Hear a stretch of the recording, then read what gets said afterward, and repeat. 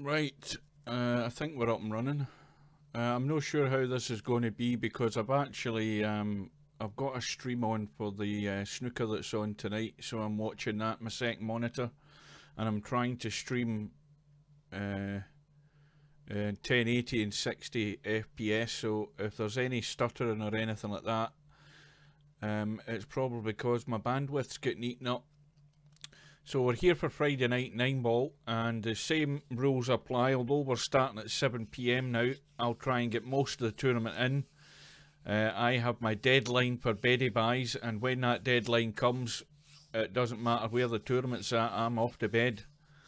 So we're almost ready for the bracket. It's just, well, it's actually just gone past the deadline. Let's have a look and see if the bracket's ready to go. Not quite yet. 2, 3, 4, 5, 6, 7, 8, 9. We've got 10 there. Let's see if that's... Oh, we've got a few more in. 1, 2, 4, 6, 8, 10, 12, 14. That's a bit better. So we've got a fair enough turnout. Good evening. So at least the YouTube chat's working. I can see that up on the screen. So you guys, anybody who's watching will need to let me know what the quality of the stream is like. As I say, I'm watching the snooker on my other monitor. So I've got, and that is actually a live stream that I'm watching. So that's going to be eating into my bandwidth, and it might affect the quality of the stream. Right, we must be about ready to have the brackets are up now. Right, let's have a look. See what we've got. Right, so it's the usual. It's a race to 7 on the winner's side, race to 4 on the one loss side. It's a handicap tournament. It's a Moneyball handicap, and well, we've got Steve-O UK in the first match against DJ Redo. That looks like a scratch match. We've got Mr. Bill playing Simanx again, and he's getting 7 and out against Mr. Bill. Snake Eyes has a bye. Mr. 9-ball is playing Columbus, and Columbus is getting a 5-ball. Larry is playing Semi-Pro. Well, again, that's a match we're going to have to watch, I'm afraid. It's the same as last week. Semi-Pro is getting 7 and out, so there's been nothing done about the handicapping at all. I don't know how many guys actually contacted Steve about this, but it's laughable. And DJ Simon is playing Bedhead. DJ Simon getting 7 and out. And Fast Eddie has a bye. Tom Webbs is playing Spectre Dawn. And Tom Webbs is getting, I think that's 7 and out. Right, so we know what match we're going to be watching. We're going to be watching Larry and Semi-Pro. And we're playing on the purple cloth tonight for a bit of difference. So, again, the argument we've had, or at least I've been ranting about in the last few weeks, is two players who are well into the 2000s, yet one of them is getting the 7-ball as his extra money ball, and that's Semi-Pro. So until that's fixed, it will just remain being unfair when two players of this standard have to play and one is getting a silly handicap. And that's just watching the players coming into the arena. Ronnie O'Sullivan is playing Dave Gilbert.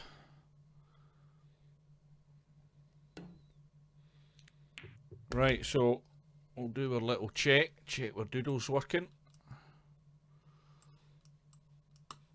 Yeah, that green looks a good contrast on the purple. Quite like that. So Larry at the table. Winner breaks, remember, in these matches. And that was a tough one to read. It was tight to the rail. A Semi-Pro can get this thin enough. He can tuck it in behind the 9 and the 8 and bring this cue ball down the table. He needs to really get it feather thin Well, he's went all out for the bank. And of course that ball is his extra money ball. He's took the chance, he's missed. And now Larry's going to need a bit of luck here. I don't know whether he can avoid hitting that 8 ball. He's going to have to rely on luck if he does, as to whether he's going to have a shot on it.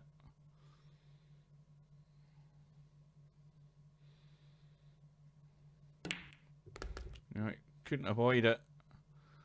Now, well, it's a bit awkward to read, but he's going to be on the 9 ball, no problem. The cue ball's going right over to the right hand side. It's just about reading this cut angle in this 8 ball.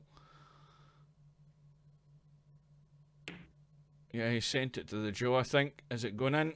Oh, just sneaking in the left hand side. So, well, Semi-Pro took a risk on the 7 ball. It didn't come off, and Larry managed to pinch the last 3. So Larry is off and running.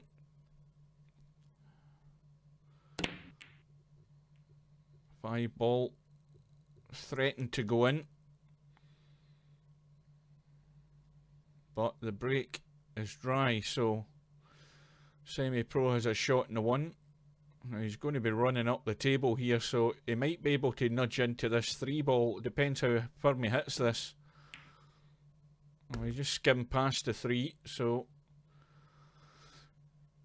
it might end up being a 3-5 combo, and things could develop into a problem with that 9 ball being quite close up there in the top left. So he might actually try and stun the 2 in and stun across. Yeah, that's what he tried. But of course, we've seen it time and time again. You stun them firm into these pockets, and if you don't get it clean, it's not going in. But Semi-Pro's got a bit of good luck there. He's blocked Larry off. Larry's going to just have to kick this. He might get lucky and kick this in. He just got it too thick. Now it's Larry's turn for a wee bit of luck. That's tight. Let's have a look. Good evening, Potman.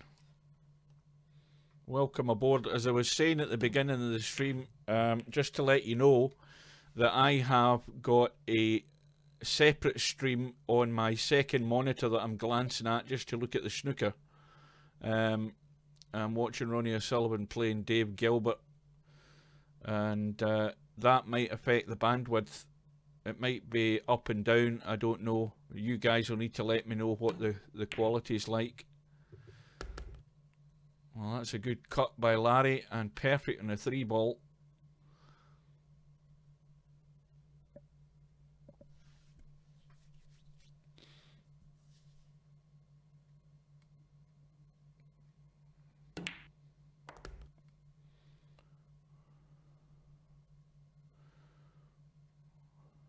I don't see any problem here. Should be a fairly straightforward out.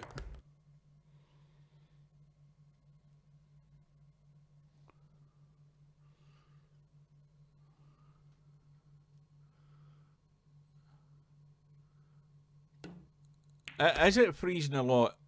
Well, that's probably your internet connection then. You stay in some backwoods community somewhere, I don't know.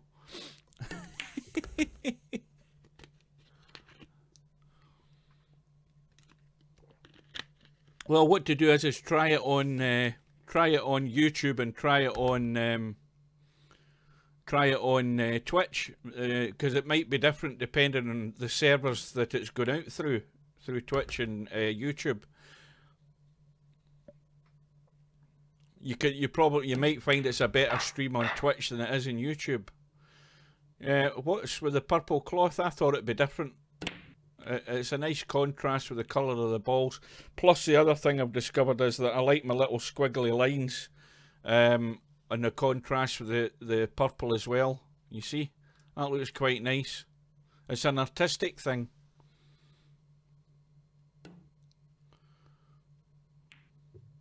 Yeah, that's one thing to do before you give up is check the stream quality on Twitch as opposed to the stream quality on YouTube, and see if one's any better than the other.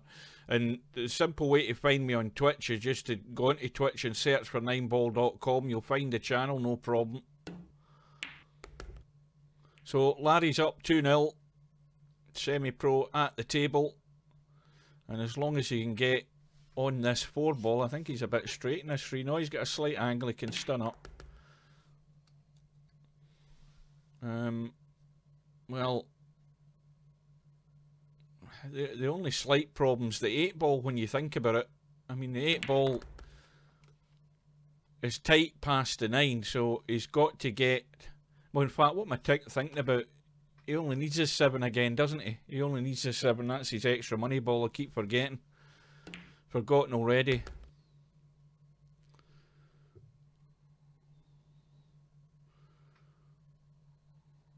That'll just be a light, feather light cut into the middle pocket, that 7 ball. It's tight. But if you can, the straighter you can get on it, the easier it is to drop it into the pocket. Unless he's just going to go the long way. Yeah. Taking the easiest option. Just taking it long. So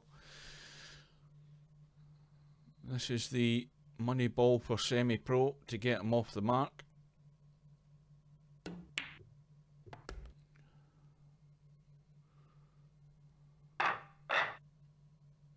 I don't think this guy will cause Ronnie O'Sullivan much of a problem. I'll be very surprised if he does. So semi-pro breaks off in rack number 4. The break is dry. And another table that provided Larry can get the 1 and get nice on the 2, it can drop in behind that 3 in the left hand side. And you'd expect him to run out. He needs to miss that jaw. He's okay.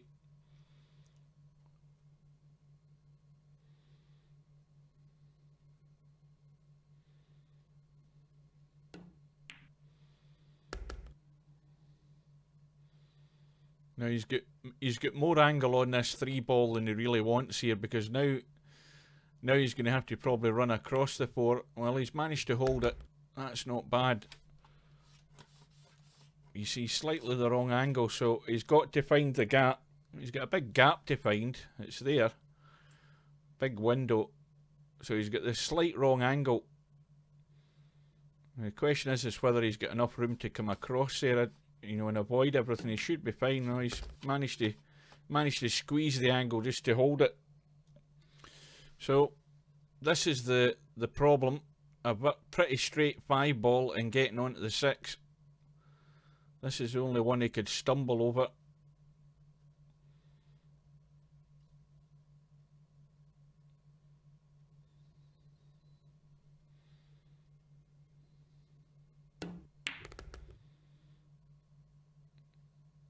And well, the further it goes, the better it is, because that way he can take it into the corner, because he's in a bit of no man's land here.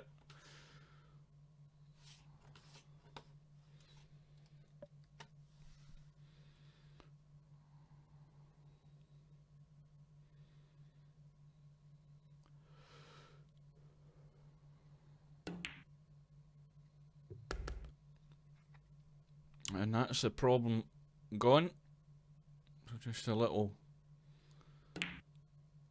stunning in the 7. Now, anything but straight.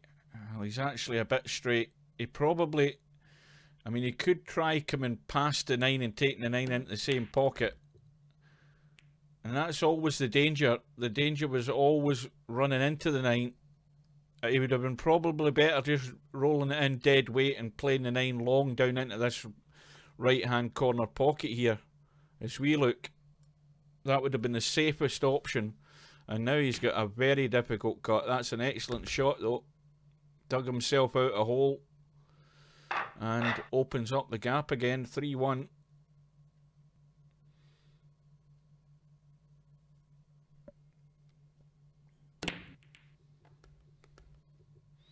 I think a couple of balls have gone. And importantly though, well, that 6 ball has just spoiled his chances of a run out. Larry's looking at how the 3 and the 6 lay up as a combo. But he's got to get onto this 2 ball in such a way that it can be easy to get onto the 3. So he just checked the cue ball with left-hand English as he was shooting, and that way it just kills it into the rail, keeps it straight off the rail, stops it running away. Now he can just, I think he can just draw back.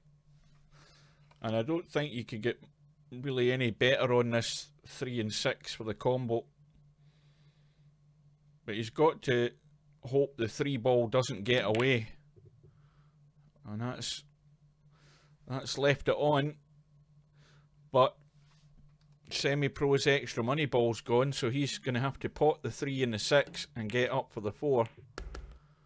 And the worst thing that could happen there was the 3 going in as well, so now he's left with a... Well, he can go for the double to the top right-hand corner pocket as we look, or he can do the reverse. So he has a choice. He can play it up there, or he can reverse it that way. The way it's sitting, it looks pretty good for both ways. He's gone for the reverse, right on the line. But he's going to have to dig out another good one on this 8 ball, and it's going to have to be the cut.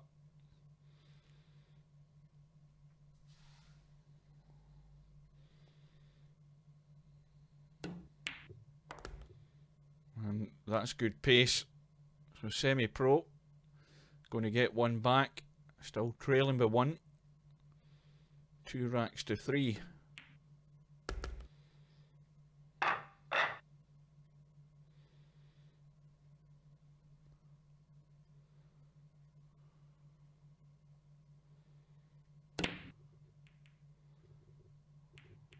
A lot of movement in the balls, but none of them tracking to a pocket.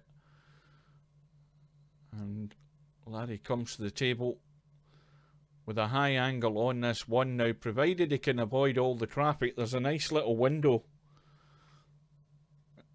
It depends how he plays this. Is he playing it with a bit of inside right? If he does, he's looking to come that way, which makes it more difficult in the pot, but the simpler way would be to find a gap and come down here.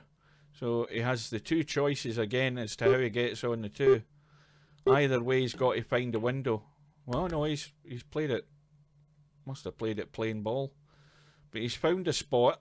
The only problem now is he's pretty straight in the 2, so he's going to have to do some magic here and create the angle. And that will do.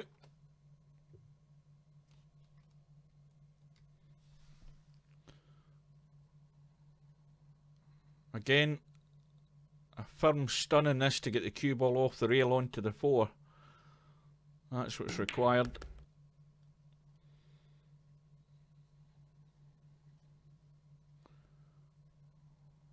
And this from Semi-Pro's dry break. So it's important for Larry's sake that he follows through with this now. Again, he's overhit that by a foot. Too much draw on it, too much bottom in the cue ball, and probably had the tip of his cue lower than the equator by too much. Half a tip too much, I think, and now he's left it really tough. Hampered over the 7 ball. And that's a good cut, but he's in no man's land now, and he's hooked behind the 7, so things are going from bad to worse here. It looked plain sailing for a second or 2, and now he's just going to have to try and get this safe. Well, if he can get it in between the 8 and the 9, then it doesn't have a path to a pocket. The 8 will be covering it into 2 pockets, and the 9 will be covering it into the corner. That needs to bounce, and that is pretty good. Now, easy enough to kick the 6, but no real idea where the 6 is going to end up.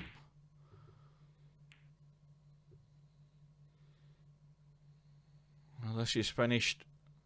Again, it's finished really awkward here. I think Larry's going for the corner so he can come off the side cushion, no problem. No danger of scratching. But it all hinges on the 6.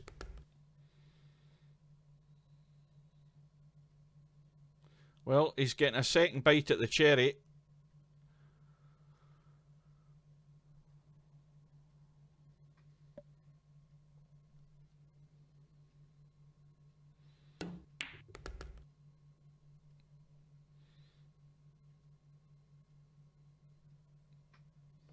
And as straight as he can on this 9 ball, that's really what he's looking for, and that will do. So Larry's going to widen the gap again, but needed a couple of goes at it.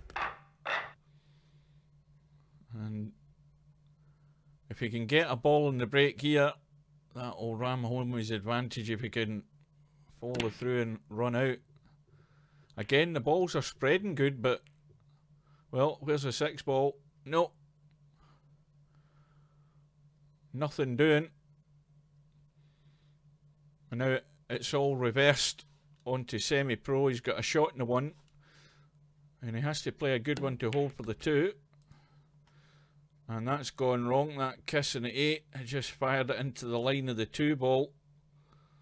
And he's going to have to kick behind this 2. He's not jumping that for that distance. Well, he fancies his chances. That'll be a good one if he gets it. Oh, that's an excellent shot. There's no way I thought he could jump that. I don't think I would even have tried that.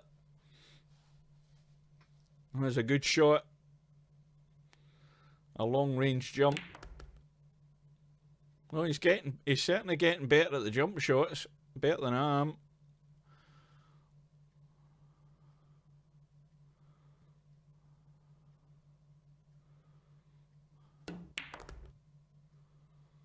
And of course, only needs the 5, the 6 and the 7 to get back within 1.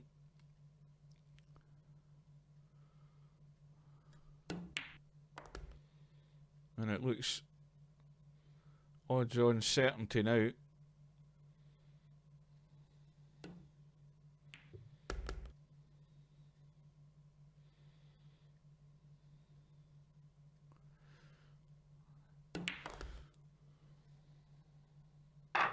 So Larry still leads 4-3, semi-pro, breaks off in rack number 8.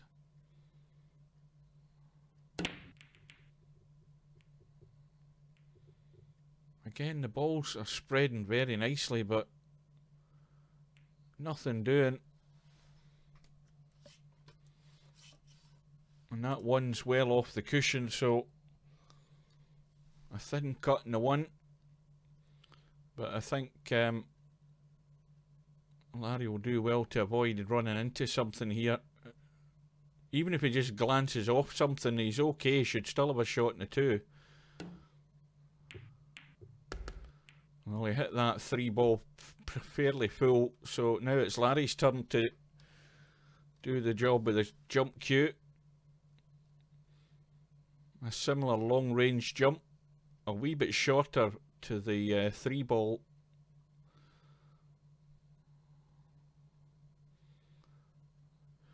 And of course the potting angle for this 2 means the cue ball's going left, so oh, that's unlucky. He's kissed into the 5, and it's going to be another jump. A jump and a cut.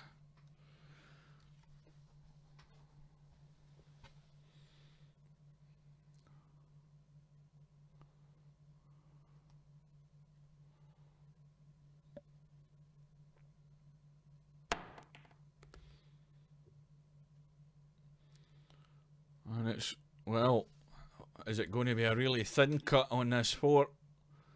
Because it ain't going anywhere else. Got to be a thin one into the middle.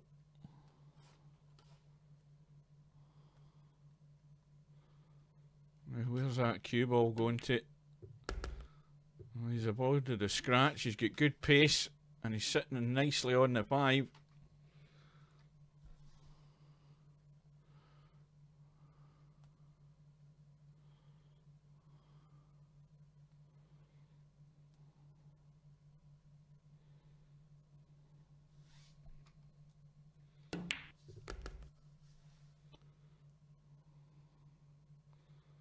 Well, this time he's sitting pretty good in the 6. He can just draw back off it. Now, again, problems will start if Larry gets too straight on this 7 ball. He doesn't want to be like that, or like that on it. He wants to be like that on it, going that way, I should say. or he wants to be here on it so he can come across for the 8.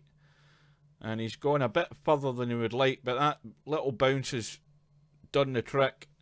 So he can cut the 7 and the cue ball's going to run over here. He just doesn't want to run too far behind the 9 ball.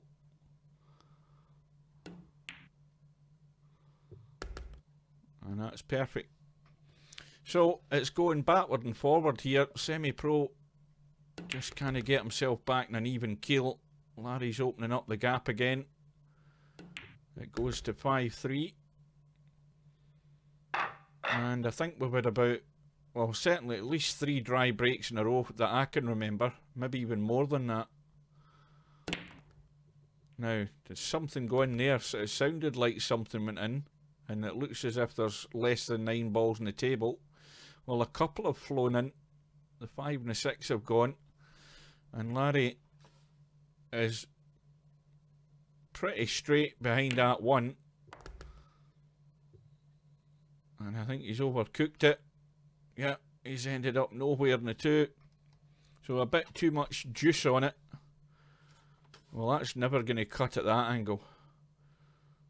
Now, he's looking to see where he can hide. If he can edge the 2, he could probably edge the 2 and try and just tuck it across there and skim down here somewhere with the cue ball. You've got to judge the pace of this, right? He's miscued. Oh well. I think he was too busy looking at the angle to cut this 2. He forgot about the cue tip and the cue ball there. So ball in hand for Semi-Pro. Well, this is a gift. An unexpected one. And, well, there's a bit more of a problem here looking at this 3, because that is extremely tight. It does go past the 8, but you've got to get good on it to make it easy. So that will go in off the jaw. Good evening. Welcome aboard. So Ronnie O'Sullivan looks as if he's just tidying up here to win the first frame. Yeah, 79-20 odd, it's all over. So Semi-Pro on the 7 ball again and going to get back to within 1. Is it going to be yet another dry break coming up?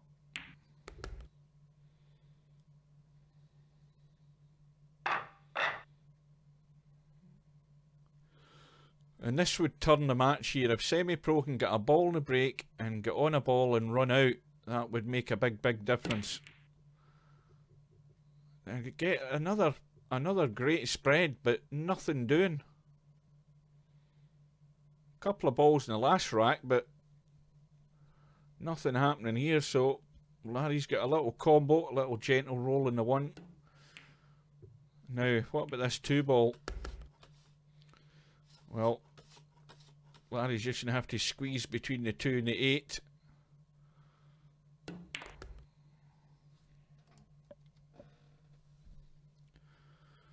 And another join the dots this here.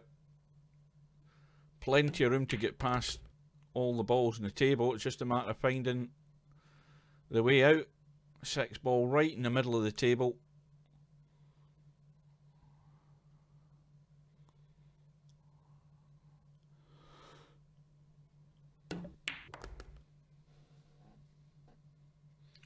I think he's gone a bit straight here.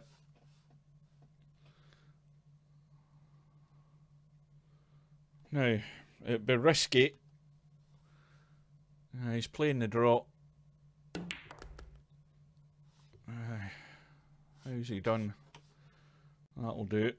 So he's dead straight in the 6, little roll through it. But there's still problems ahead here, because the problem's always getting from that. See, if he could come back and take the 7 into the middle, it would make getting on to the 8 a lot easier. If he's going to leave it long, that's going to rely on judging his pace with a draw shot to get on good on this 8 ball, and that's what he's going to do. And this is where it can go wrong, because see that shot there, I would much rather go forward and come down. I probably would. Now, when you're drawing, it's never always advisable. The best thing to do is to draw, but he's drawn across the left, so he's given himself a big window to get into, and he's played it perfect. But when the 8 ball's on like the black spot, as you would say, it's very easy to drop lower than it and you end up in no man's land. So once again, Larry opens up the gap, but this time he's on the hill. Just needing one more.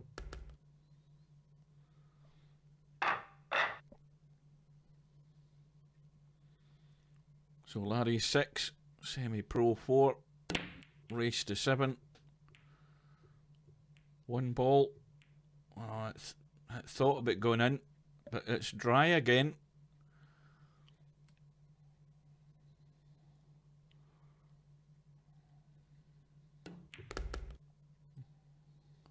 And this is the perfect opportunity to capitalise on a dry break, because again the balls are sitting pretty good.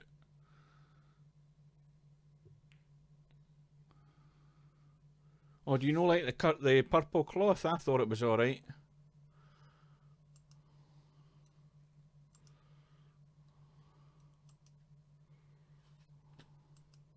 How about that? That's a better contrast again, is it not?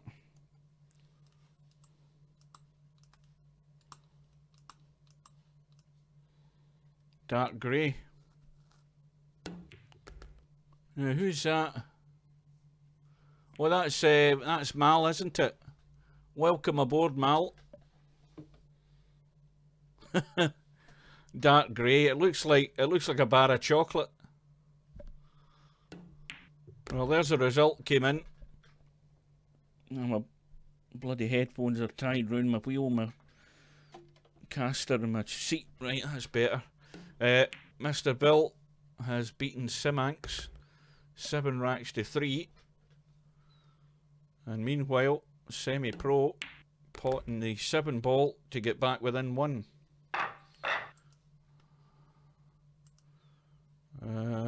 What else have we got here? Dark grey, purple, red, tan and blue.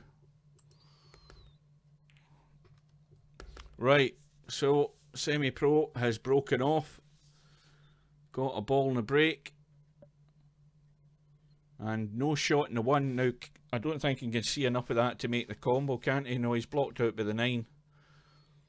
So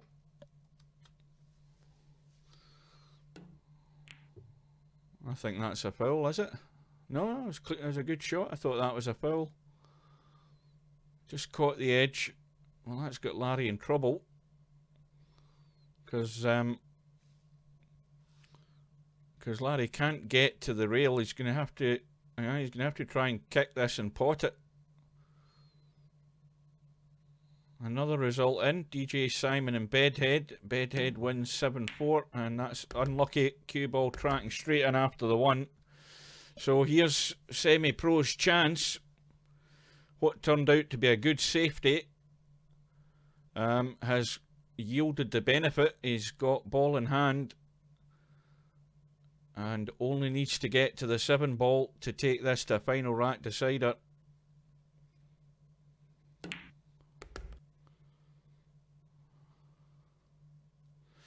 And it's going to have to be the crucial shot, getting from the 6 to the 7. It looks fairly straightforward.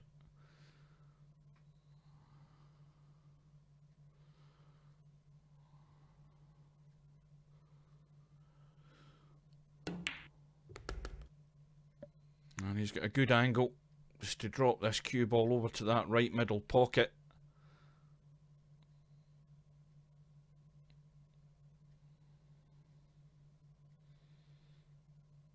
Anywhere as far up to that, well, he's left that a bit.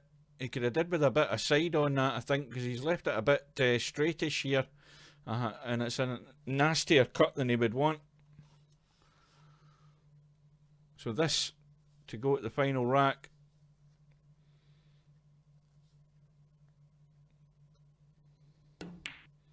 And it goes, no problem. So we're going all the way in this match. Semi-pro with a break in the final rack.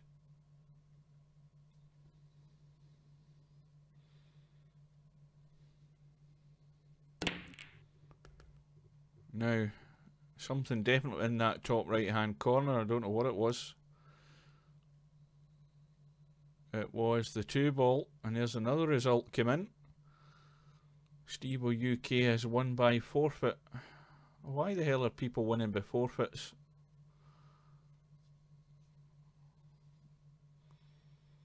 Because that's longer than 10 minutes. I mean, that match went ahead, so what the hell happened to DJ Ryu that he actually ended up forfeiting the match?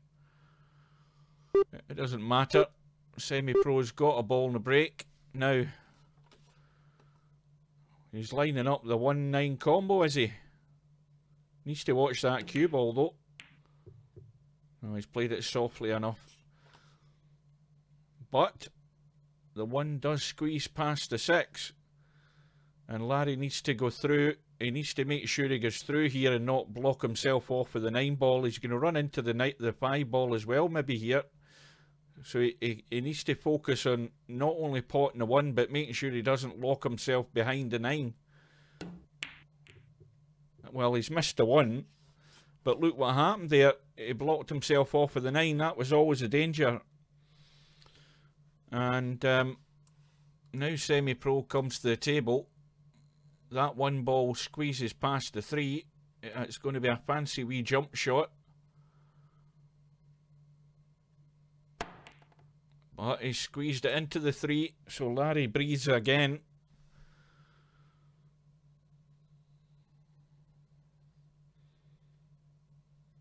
Now, the 1-ball cuts no problem.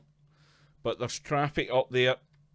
And this is just relying on luck here. Larry, I don't think, can avoid hitting these balls with the angle that he's got. He's just got to rely on the fact that he's going to have a shot on this 3 in a minute.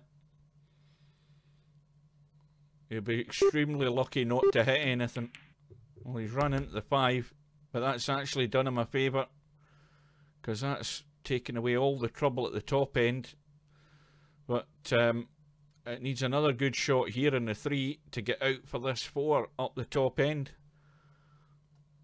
And the 5-ball is now gone outward, so this is not a run-out opportunity unless he moves something here.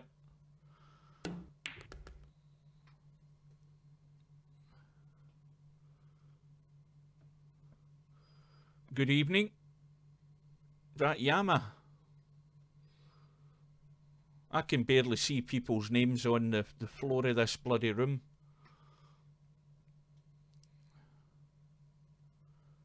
I thought this tournament was set in hard times. Did somebody reset the tournament and stick it in this bloody room? I can see the names better on the carpet than I can on a stone floor. So here's Larry's problem ball. Is the 5-ball now. Surely he's not going to go for a wild cut in this 5. I mean, the 5 does go, but it needs an awful lot of pace, and it's a lot easier to play a half-decent safety.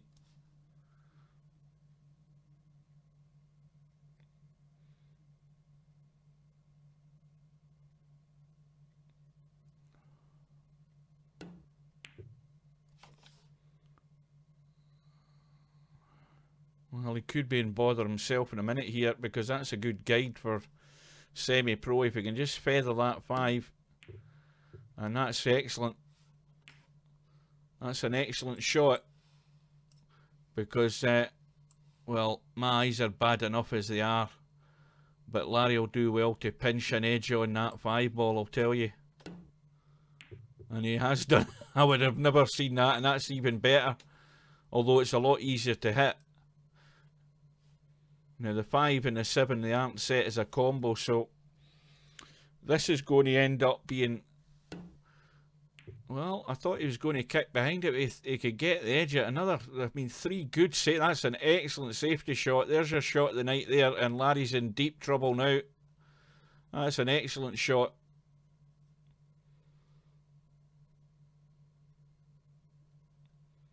Well, this is the old hit and hope here. And he's got a good guide if you can see that jaw just before the middle pocket and make the point to get to the middle diamond in that top rail. I don't know whether he can or whether he's going to have to spin it. It looks tight. So Larry's into his extension and he's just clipped to 6. So you have to say this match is over. Ball in hand for Semi-Pro. If he can get that cue ball in behind the 5 there and just tuck it along the rail. He's got the 6 into this pocket as we look.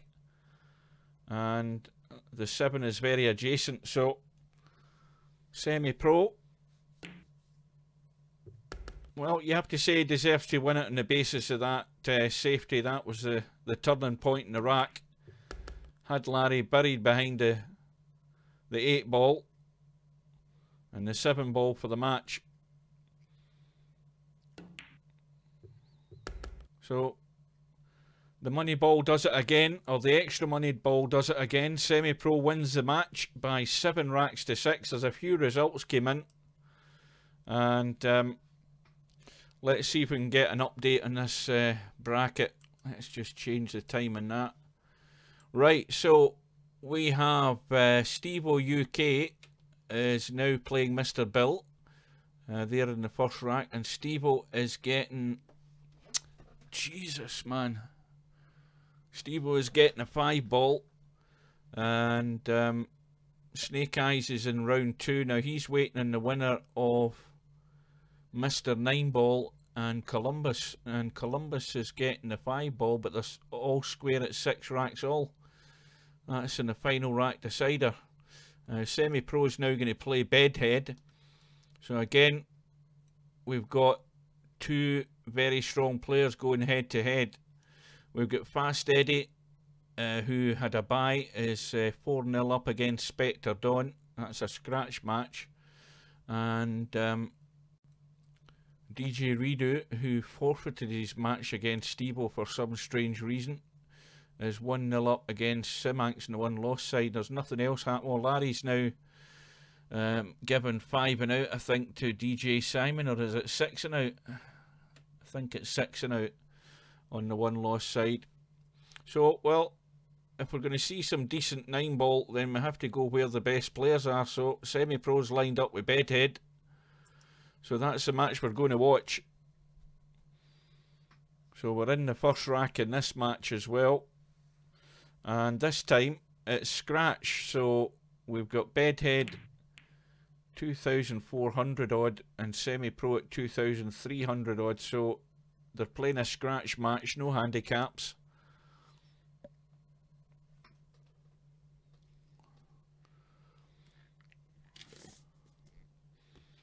And meanwhile, looking at the match, with Ronnie O'Sullivan and what's his face, Dave Gilbert. That was 90. Well, he had 90 odd points, so it's now 2-0. Yeah, I don't think this chap will cause him any problems.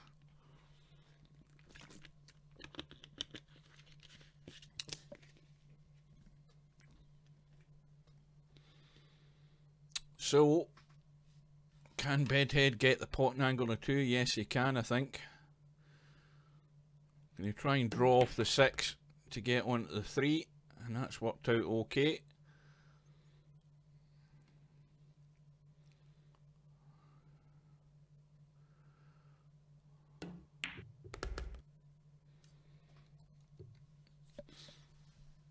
Now, the one thing about Bedhead is, I've noticed he always, there's a tendency that he leaves himself high angles on cuts and things like that to keep runs going. I mean, that one there was okay because the 5 was nearer the pocket, but he's now gone behind the 6. He's still in reasonable good position. Yeah, Bedhead tends to, on the odd occasion, leave himself a lot of work to do, and you know, just going behind the 6 ball there, that's exactly my point. Just getting himself a wee bit out of line. But then again, he's been sitting cold.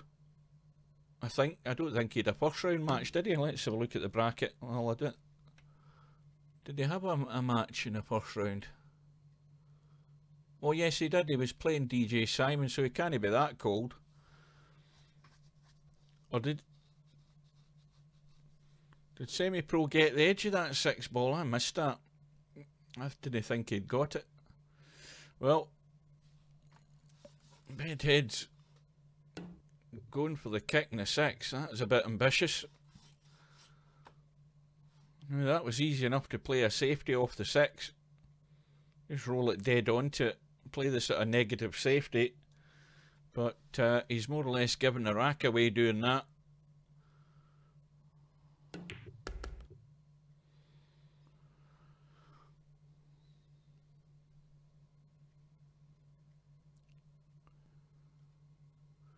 Yeah, I was in the middle of just going to that, going to the bracket there when he played the shot. Now, how tight's that 9? That's okay.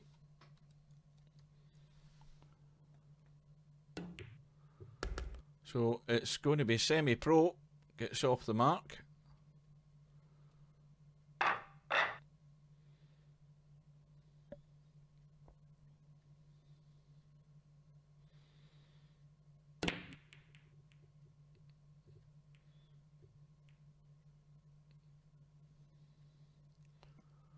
And the break is dry.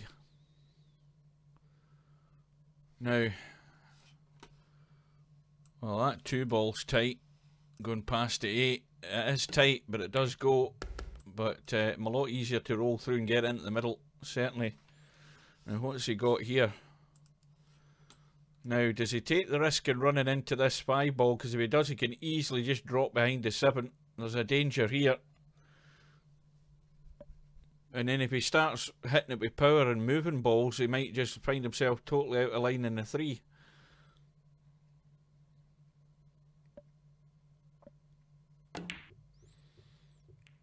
Well, he tried to get really cute there. He actually ended up getting on the 3, but you know, that was the danger was running into that 5, so he tried to avoid all of that trouble, but in doing that he's missed the 2.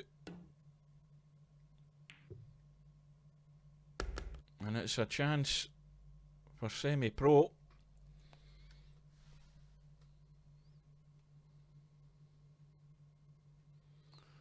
The time difference between Twitch chat and streaming chat is big.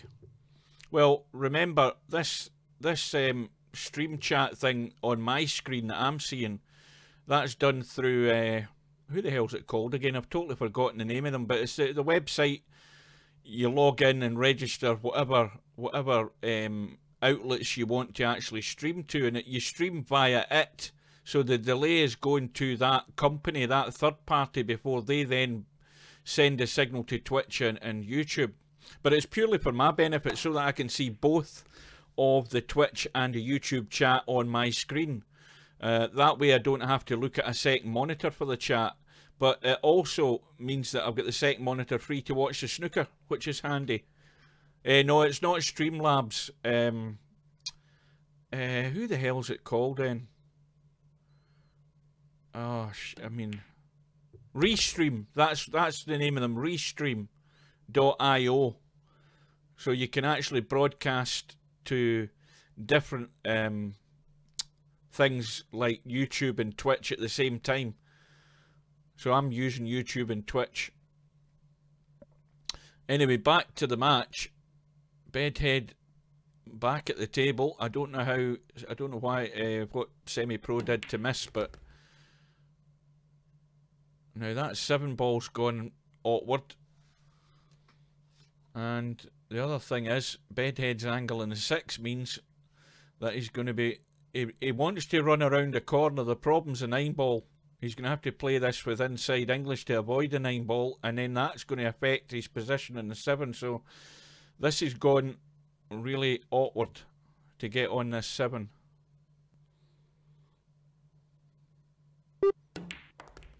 And there's the problem. He's ran straight into the 9.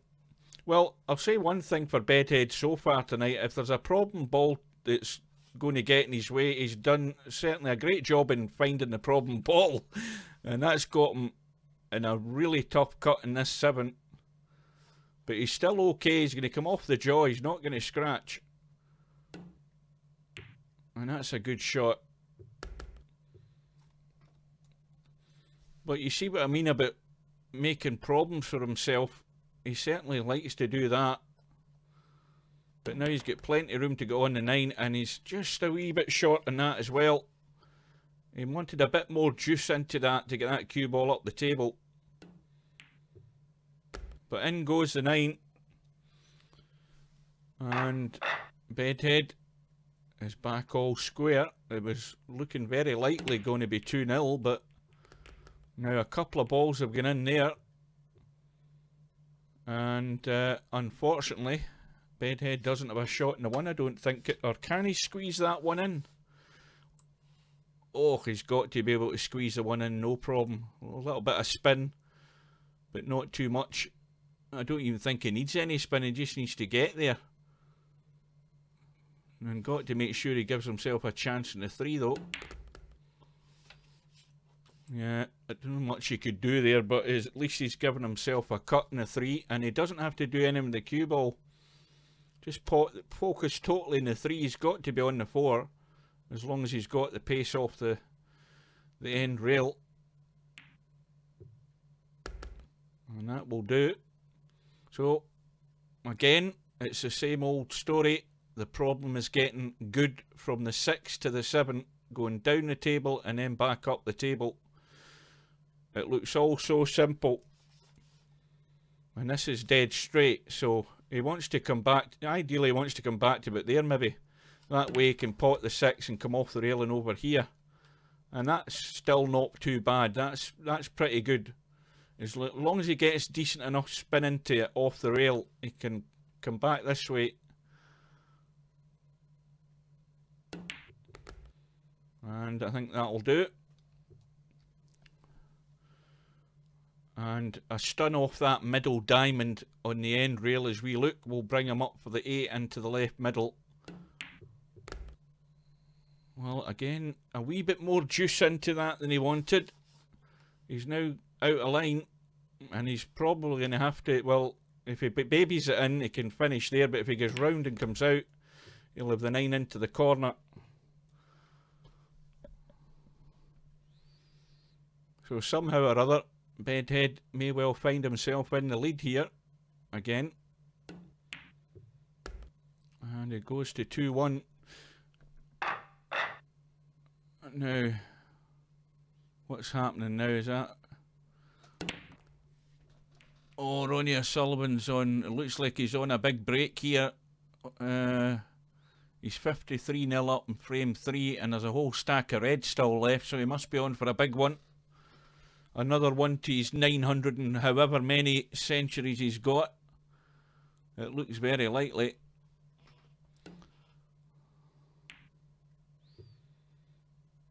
And Bedhead has tried to tuck that cue ball as tight to the 9 as he can, but I think Semi-Pro can easily get the kick on it off that end rail. Hoping to get it safe. Is the 4 going to help him? I think it is, but he might find himself... Oh no, low ball not hit first. Must have skimmed the 9 there. I never even noticed. Too busy looking at the run of the balls. Anyway, oh, there's another result come in. And Simanx has beaten Bedhead on the 1 loss side. 4 racks to 2. Bedhead's got ball in hand. And, well... You can see by looking at the table, these are... I mean, even I could run this table. That's how easy it is. And he's left him... You see what I mean? He's left himself these high cuts. And this is always leading yourself into a hole. This is exactly the type of shots that I'm talking about. He does this more often than not when I've been watching him. And he leaves himself tough things to try and dig himself out of. And he's done it again.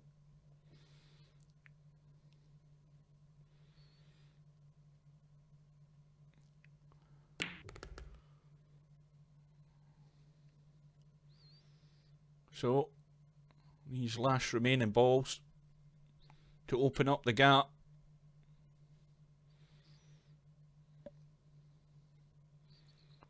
Right, so what time is it? It's about 5 to 8 my time, or UK time, GMT. Tournament's well on. Good few results have come in.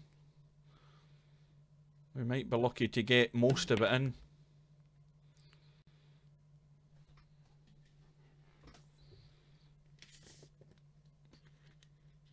Just drop that 8 ball into the middle. Is he taking it long? Oh, he's taking it long.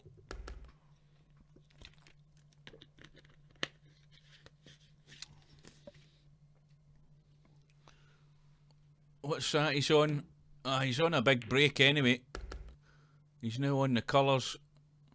Oh, he's going to run too far for the green. He's going to be snookered in the green. It looks like it's 100 and something anyway he's on. He's made the century. Try to cut the green into the middle there. Anyway, the break has given Bedhead the 4 ball. He's got a bank on the 1 if he wants to risk it.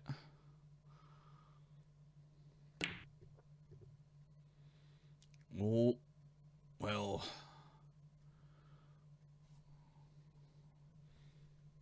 Larry has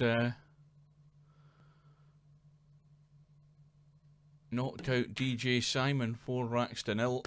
DJ Simon was getting 6 and out, I think. Now that just shows you that either of two things happened in that match. Either Larry didn't miss anything, or DJ Simon couldn't string 2 or 3 balls together to get to that money ball. That's how you end up losing 4-0 when you're getting 6 and out. So, Semi-Pro has his chance. Oh, he's going... Oh, I thought he was going to scratch there. He's got away with it. And he's got a very slight angle in the 5 that he can pinch to just push around the angles and come down for this 6. He can squeeze a little angle in that 5 ball. Bit of top right English. And not hit the 8. So, well, this is an odds-on reverse double, this bank shot. That has to go. Every day of the week, that banks. Sitting right on the diamond. Absolutely perfect. And as long as he doesn't run too far, he's perfect in the 7.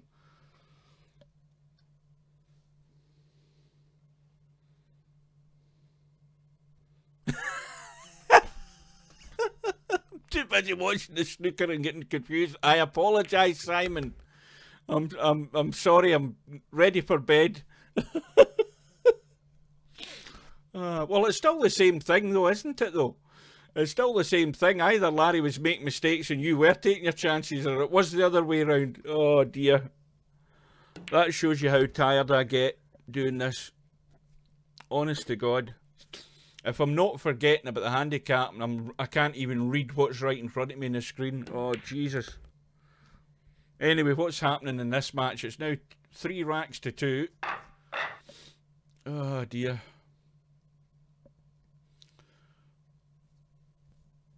I'll tell you the other problem. Shall I tell you? The other problem is... I've got my little thing in the middle, what do you call it? My little HUD thing for the stream right in the middle of the screen at the bottom. And it blocks out some of the scores sometimes. That's my excuse.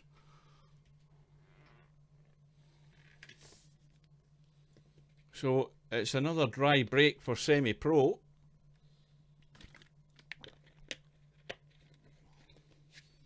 And Bedhead can squeeze the 1 ball past the 2. And the worst thing he'll do there is block himself out behind the 3, but I think he's putting a bit of draw on this to avoid anything like that. I think that's cheating the pocket too much. Well, he's missed the 1. Semi-Pro's going to get his chance.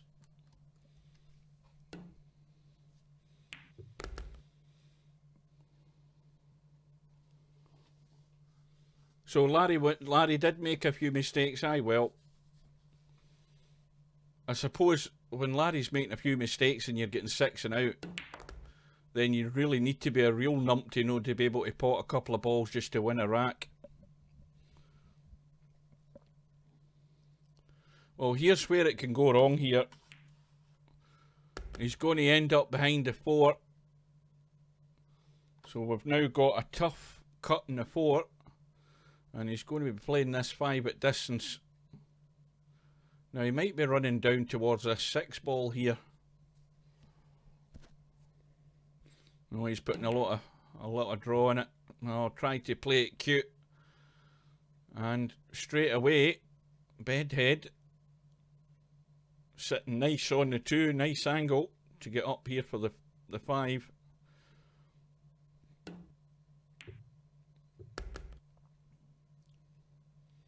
And it's always the same problem. A lot of times when you fall lower than the ball and you're cutting it into a blind pocket, it just makes it much more difficult. It's difficult to judge the potting angle. And of course the other thing is the perspective you have over the table in Virtual Pool 4 makes it more confusing. So a lot of the times it's just a guess and natural instinct to cut the ball.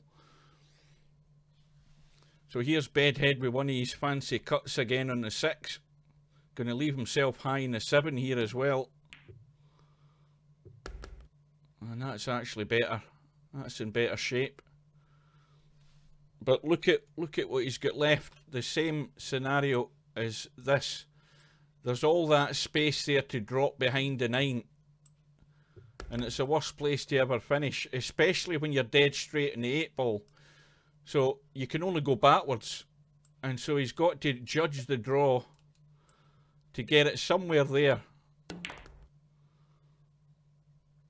Just on that green line, that's perfect. And that's a good judgment of pace.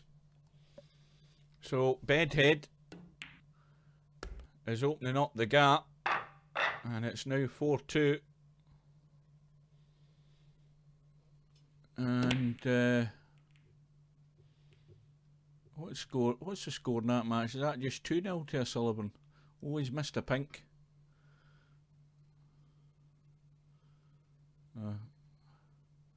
Well, this guy Gilbert, he's got absolutely no chance. I mean, he's missed a bloody black off the spot there. That's hopeless.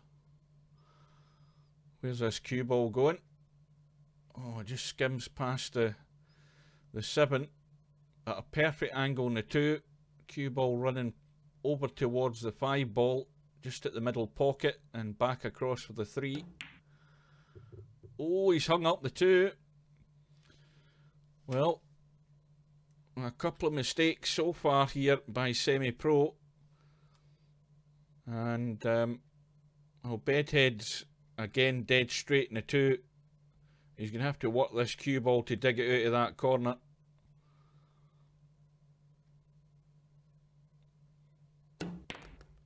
And plenty of room to draw that into. Big window to get on the 3. Well, this is going to hurt. But the saving grace here for Semi-Pro might be that 7 ball. 7 ball stuck there.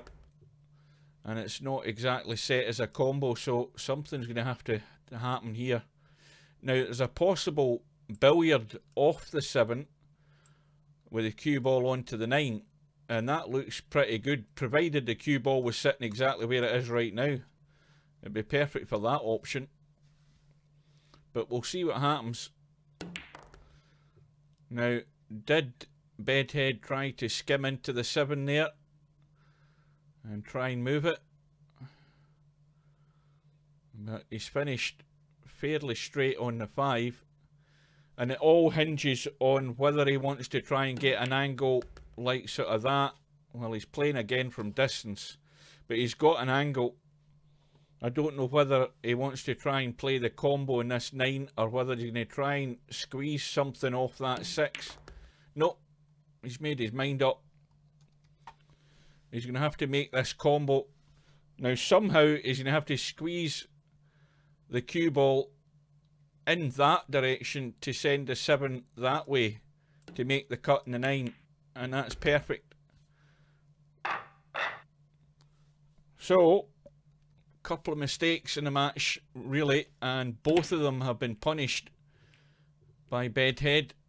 And Semi-Pro now finds himself 5-2 behind. And Bedhead, meanwhile, breaks off in rack number 8, and the 5 ball has gone. Balls are all wide open, and it all hinges immediately on potting this 1 and getting on the 2. So he can fall in behind the 9. If he can fall in behind it, not as much as that, he's okay. Little nudge. It's the old join the dots technique again. Just plot your way out. It looks fairly simple. And the biggest problem, if there's going to be any problem, is getting from the 7 at the top end of the table back down for this 8. Which, if you leave yourself any sort of an angle, should be easy enough to do.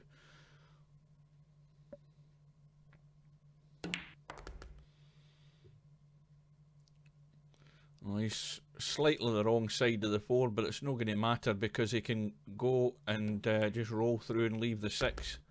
Well, he's not gone far enough again. He's just left himself awkward. The straighter on that 6, the better. It's just a simple draw to get onto the 7. See, now he's leaving himself one of these difficult thin cuts. So he's got to get the pace to get the ball to the pocket and also get the pace to get this cue ball good on the 8. So this is where it might go wrong.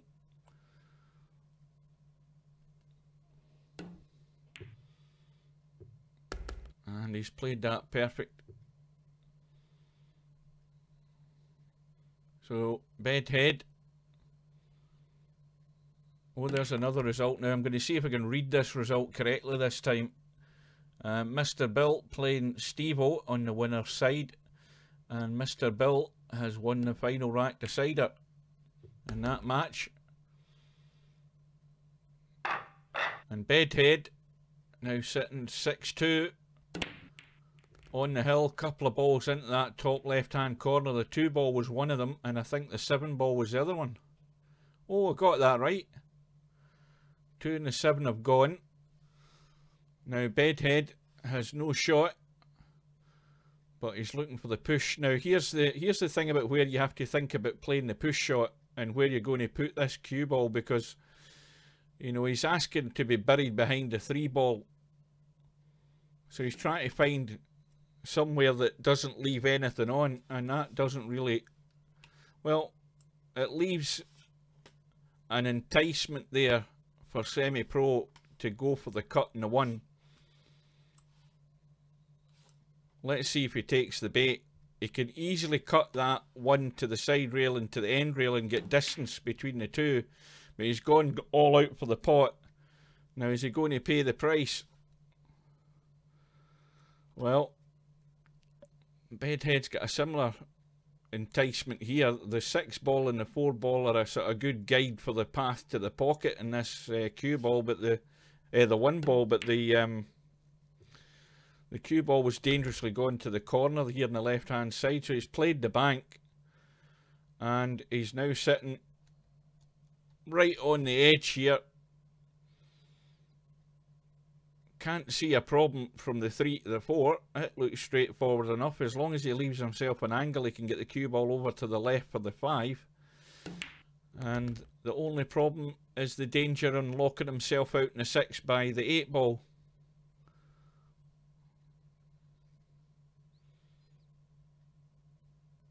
Whenever you've got a ball like that adjacent to the ball you're trying to get on, suddenly that ball seems to sort of double in size when you're trying to just find that space to get on the 6. And I think he's got the pace right. That will do. It might be a bit straight, but he can, no, he's okay. He can squeeze around the corner, come off the side rail. Or the end rail, sorry, and the side rail. So, Bedhead, again, this isn't easy. Now, is he going to leave himself the cut or the bank? Because he doesn't want to try and do an awful lot with the cue ball here.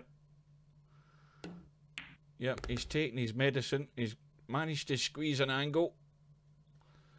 And Bedhead, with a fairly straightforward 9 ball, is going to win the match by 7 racks to 2. So, semi-pro is moving over to the 1 loss side.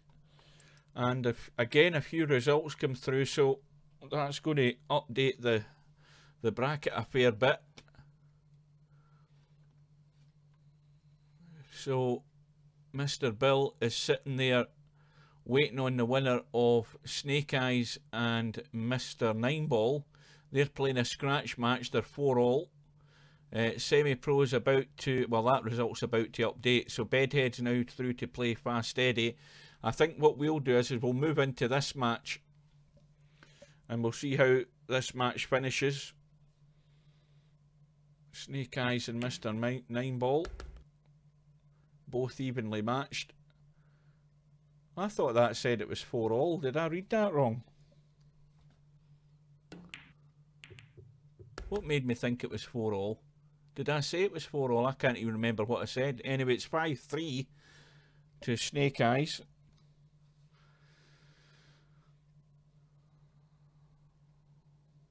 Now, Mr. Nineball looking to kick the 2.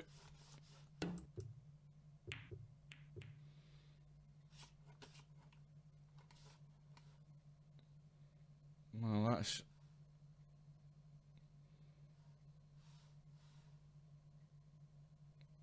well, it looks fairly straightforward enough. The only problem is he's hit it far too gentle. He's locked himself out in the 3.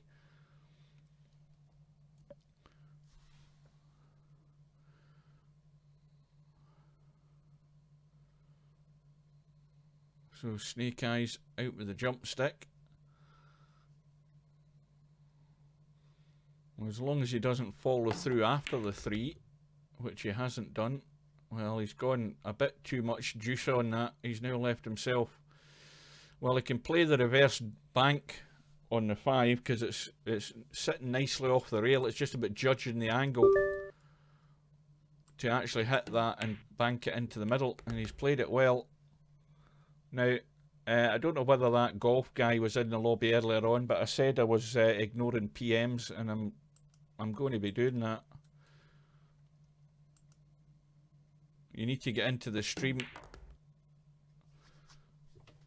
I'm distracted enough without answering PMs while I'm streaming. Anyway, back to the match. 7-ball squeezes past the 9. Plenty of room.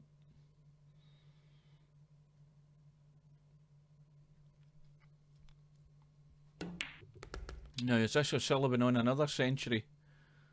Oh no, it's Gilbert that's at the table. He's in a big break. How the hell did that happen? That's him won his first frame. Meanwhile, Snake Eyes is now 6-3. Yeah, somebody tell that guy in the lobby if he wants to, if he's wanting something, I'm not answering him. It's not because I'm ignorant, it's because I'm too busy and I don't want distracted. Plus, I don't want folk reading what other folk are chatting to me about, basically, whatever it might be.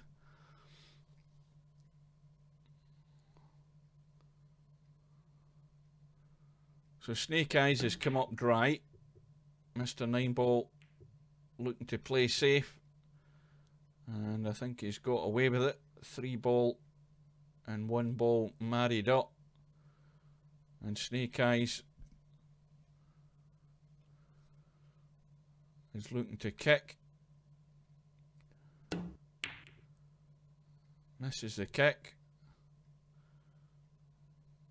But that 7-ball going right on the point. Let's have a look. Well, that is really ugly where that's sitting. Well, you would have to say that Mr. Nineball's odds in running this rack are fairly slim, I would suggest. Well, they're even slimmer now that he's locked himself behind the 9. So, now as long as he doesn't slam this, excuse me, as long as he doesn't slam it too hard, he could actually block out the... Yeah, he was unlucky there because he hasn't hit a rail, but he could have actually tucked in behind the 4 there, glancing off the 3. So now Snake Eyes has got ball in hand. Now what's he going to try? He's going to try and open things up here. Or is he going to try for 3 fills? Well, he's leaving that a bit tight to get in behind the 4. Now, yeah, just a little run through.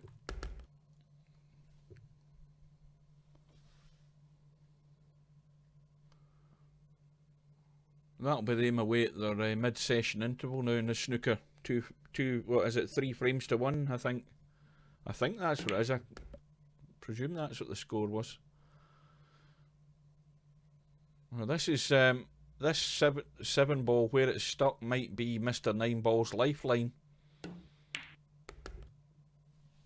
Now, there's no way that Snake Eyes is going to pot that 7 and not avoid scratching. And the other thing is, his odds on actually cutting that and clipping it and knocking into the pocket are very slim. Nigh on impossible. It's so tight to the jaw or the point. Well, now we might get a little bit of tip tapping. Now, is there an angle to skim away from the 7 and try and hide behind that 8 ball? Well, that's a good effort. That will do it. That's well judged. Easy enough to jump though, but as I say, with the jump shot, Snake Eyes is going to not have any great control over what happens here. Now, he could even try the edge of that 7 to cut it down the rail. Well, in the end, I don't know what he tried. I don't know whether he got that. I think he might have had to jack that a bit higher up to try and drop the cue ball down. It went in a sort of lower trajectory, which meant when it made the first bounce, it was going off the table. So, Mr. 9 Ball, as long as he didn't hit the point, oh, that's a disaster. Well, that's an ugly way to end up losing the match. Snake Eyes with ball in hand, and he wins the match by 7 racks to 3. So Mr. 9 Ball is going to get his second chance over on the 1 loss side. We'll have a look and see how those results shape up the tourney. So Mr. Bill is now going to play Snake Eyes. Bedhead and Fast Eddie are underway. Bedhead is given, what's that, the 5 ball to Fast Eddie. And meanwhile, over on this 1 loss side, we've got Steve-O over on this side waiting on the result between DJ Simon and Mr. 9 Ball. And Semi-Pro is playing Columbus. Semi-Pro is 2-1 up, but he's given Columbus 6 and out. And Cymanx is playing Spectre Dawn on the 1 loss side. Cymanx getting, I can't see that. Is that the 5 ball? I think it's the 5 ball, and he's currently 2-0 up. So, well, the match that's about to start on the 1 loss side is the DJ Simon match. I think after calling that result wrong, I think I'm going to have to go in and see how DJ Simon does against Mr. 9 Ball. DJ Simon is getting, I think, the 6 ball. I can't see that properly, but that's the match we're going to look at in the 1 loss side. And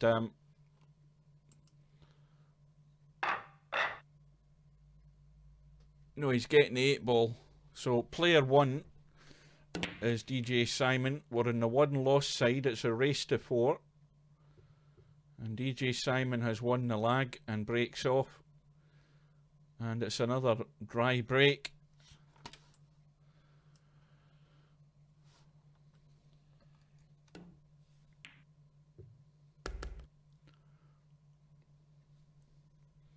Now these are testing shots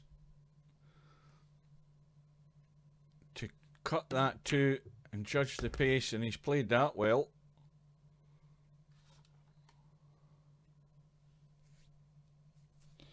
Now I think now would be the right time to tell that guy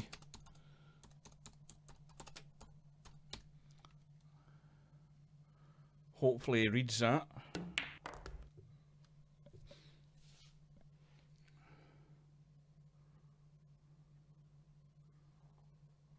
And there's a result just came through. Simanx has beaten Spectre Dawn 4 racks to 2. So the tournament's moving on fairly rapidly. Results are coming in. Now, Mr. 9ball's got a problem.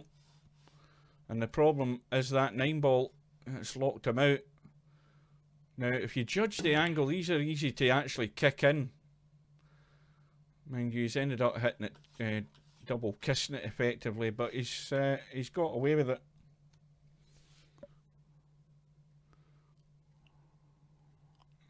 Thin cut in the 5 into the middle.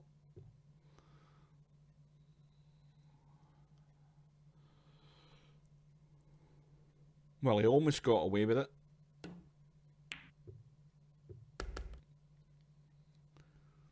Now this has got to be punched in, get that cue ball off the rail and get it out. Well, he's got enough angle, and it's the same example as we've had in previous matches. Well, DJ Simon's leaving himself the bedhead cut in the 9. Well, he didn't need it. I forgot about the handicap, didn't I? There, I've done it again. I forgot about the 8-ball. Guaranteed every week. Far too busy looking at the table and forgetting about the handicap. So DJ Simon's 1-0 up. Dry break and looking at the push out.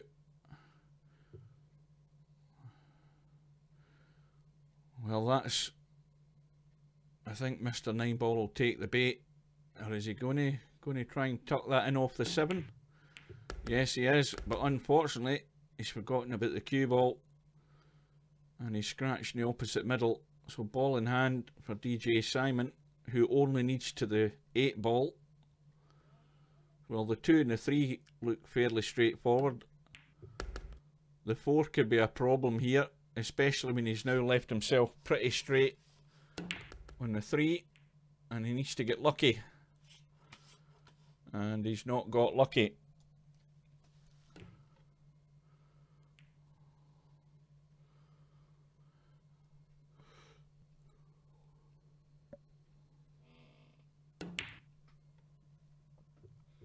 Well, this is the tournament that I'm watching, is the Northern Ireland Open.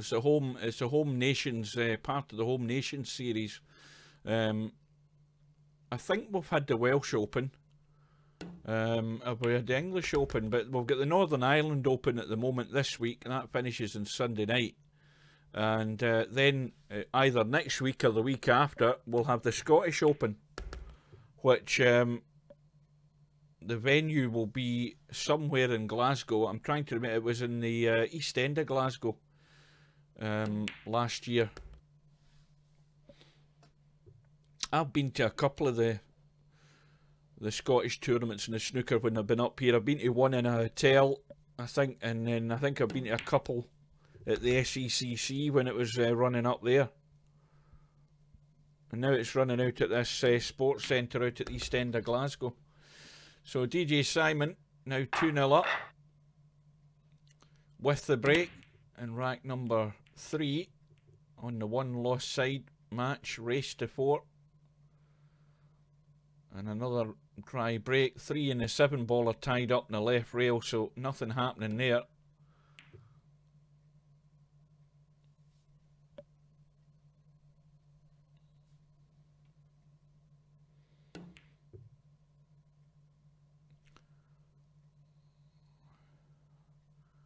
I don't know what Simon tried there, but it didn't work out. But there's a chance here for Mr. 9-ball to split the 3 and the 7. It won't help him much because the 2-ball's tied up.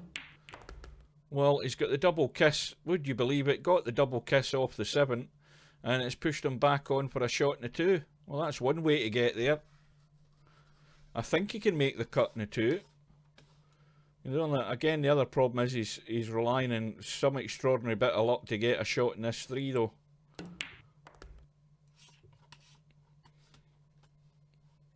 Well, if that just travelled another 2 or 3 inches, he would have had a thin cut in the 3. I think he can barely see an edge of this 3. Well, another result come through. And Semi-Pro has beaten Columbus 4 racks to 2, so he marches on. And meanwhile, DJ Simon trying to cut that 3 in from a close angle. Now he's left it on. The question is whether Mr. 9ball can string these balls together to get himself off the mark. And the first big problem he has here is the angle in this 4 ball's not the right one. Now can he squeeze past the 9? And I think he's done enough. He's okay. Now the pressure's on here. Anything but snooker yourself behind the 9 ball. So he can't hit this gentle enough to leave himself on the low side of the 9. He has to go past it. But he's got to go past it far enough. And he has done.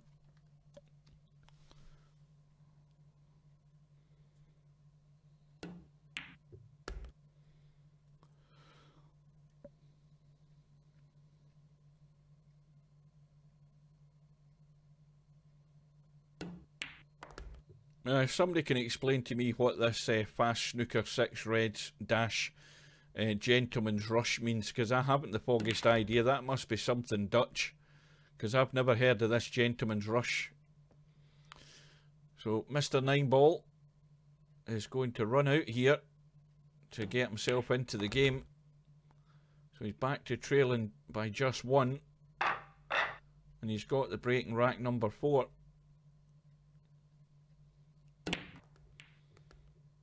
And I think a couple of balls have gone. And I think he's sitting pretty on this 1. Yep, the 2 and the 8 have gone. Now, oops, wait a wee minute here.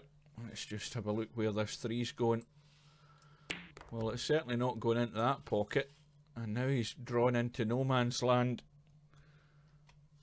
He's got an awkward cut back into that top right, which would be the shot, because that will bring the cue ball around the table for at least a sight on this 4 on the left hand rail. He's played that well. Well, this is now an important visit, because he's got his chance, and there's no reason not to be running out here. Now, if he can just stop the cue ball exactly where that 5 ball is, he's perfect to run through and finish on the 8. Well, even that angle's perfect. That's just as good. Can roll through onto the rail. Maybe not even as far as the rail. And that's just gone a wee bit high. He wanted to be a bit further. A bit further there, he's fine. He's just having to judge the pace, and he's done it okay. Simple enough. So, Mr. 9ball is making a match of it. It's now 2-all. And again, with the break. Now, where's that 9ball going? Into the pocket. So that's going to get respotted. But Mr. 9ball stays at the table, of course. No problem with the 1. Shouldn't be any problem with the 2. And he doesn't want to nudge that 7 onto the 3. Well, that's still not a disaster, because the 3 is fine as long as you can get on this side of it. And that needed to go a bit further, but if he gets the cut, he's certainly going to hit the 8 and the 6. Now, if he ends up somewhere there, he's still got a cut in the 4. And that's exactly what's happened. He's still got the cut, and now he has to judge it so that the cue ball's going to finish somewhere here, and it's all about pace. If he comes over too fast and out, well, that looks perfect. That is right on my donut. That is perfect. Now he can try and squeeze behind the 9 if he can, and leave that. If he plays it gentle enough, he can maybe leave the 6 long and maybe into that right middle. But if he plays this with a lot of right hand English, this is making it much, much tougher to check the rail and come that way. And that's the problem with that shot. You had to play it with such a pace to get to the 5, but he's actually left himself a good shot in the 6, but it was making the cut so much more difficult. But he got a bit of luck there though. DJ Simon has returned the favour and left Mr. Nineball locked up here. Well, that's a crucial miss because that was not a difficult ball to hit. Big margin of error there. Such a margin of error that you could have hit it into the rail here and still skimmed and hit the 5. You know, it's a bad one to miss. Now, can DJ Simon take advantage of it? He's leaving himself a high enough angle to come across for the 6, but he's hung up the 5, forgot about the 5 ball. And he's got lucky. I don't know what, I think he can squeeze just off the point of the jaw and clip that 5. Yep. Oh, and this looks as if it's going to end up not too bad. It's not easy, but he doesn't have to do anything with the cue ball. He just has to pot the ball and let the cue ball come off the end rail and back down the table towards us for a shot in the 7. But he's overcut it.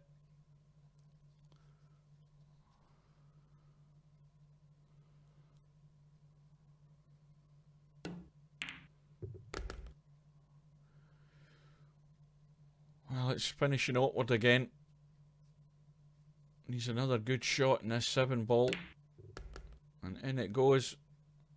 So it looks like DJ Simon's going to regain the lead here as long as he can get fairly straight in the 9, not make it difficult.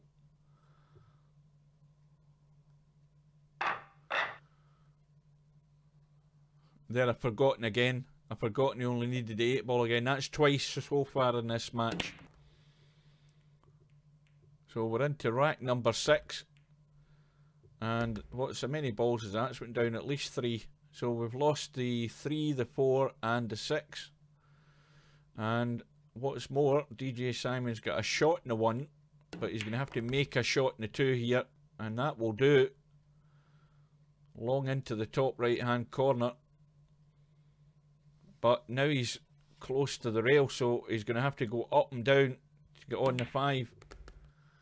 All about judging the pace. He's going to hook himself here, is he? No, he's just squeezing past. So off the end rail, over to this left side rail, I think.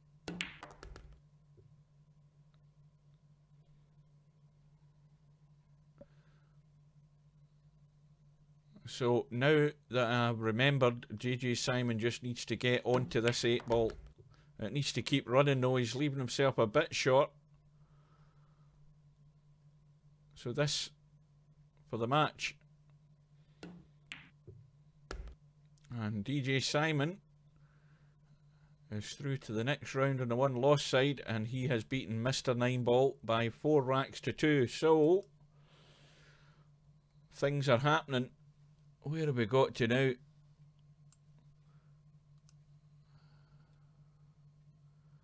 Well, we've got Semi-Pro playing Spectre Dawn, and Spectre Dawn I think is getting either the 5 or the 6 ball.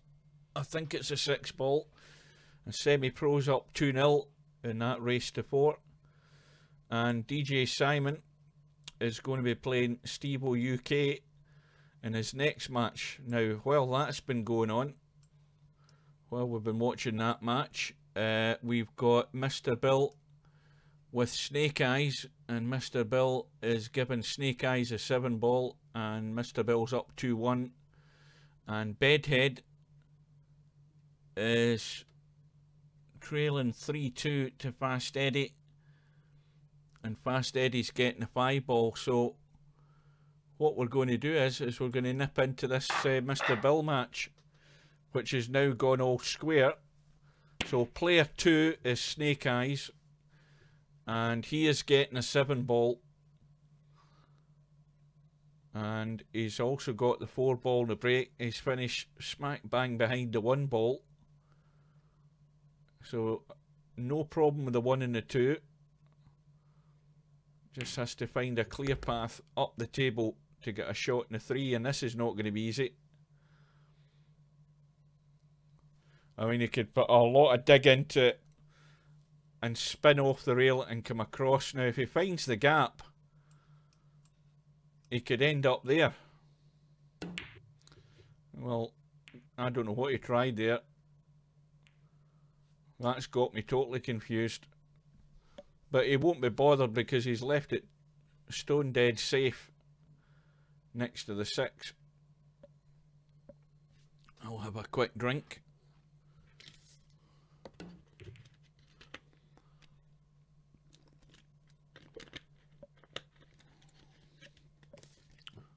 Well, luckily for Bill, the 2 and the 6 aren't set as a combo because the 6 is going to the end rail or just on the point of that jaw.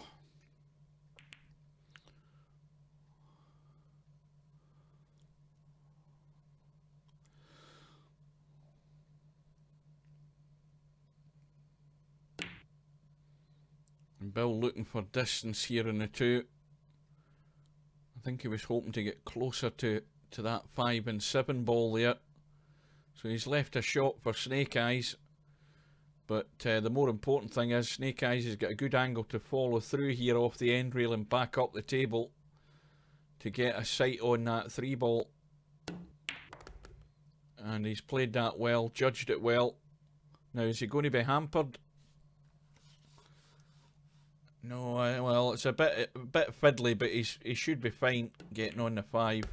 Needs to get a bit higher than that. Ideally, he wanted to avoid any collision with this 7 ball if he could. Now this just makes it a bit less obvious as to what's going to happen with the cue ball here. You know, that's ended up stone dead. It just died a death off the 7. And that 6 ball is very tight in the rail. Not really going anywhere.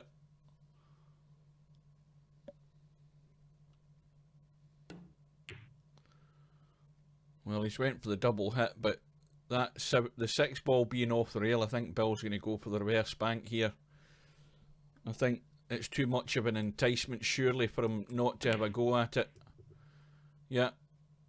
And he's just relying on a bit of luck. But he's left a shot on.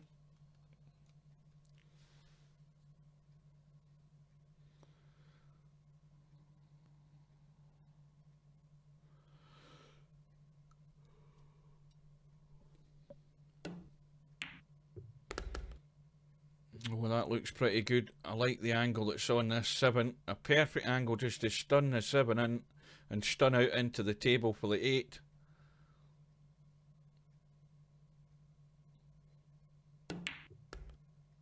Little bounce. Well, anything but straight. In fact, I've forgotten again. There's the second match where I've forgotten about the handicap. I forgot he had the 7 ball. So Snake Eyes only needs 1 more, and Mr. Bill has got it all to do. And Snake Eyes has potted the 4, and the 1 will go, and it's just a... Well, I don't know whether he can hit this gentle enough to actually hold behind that 5 for the 2. We'll see if he can. Well, he's played it well.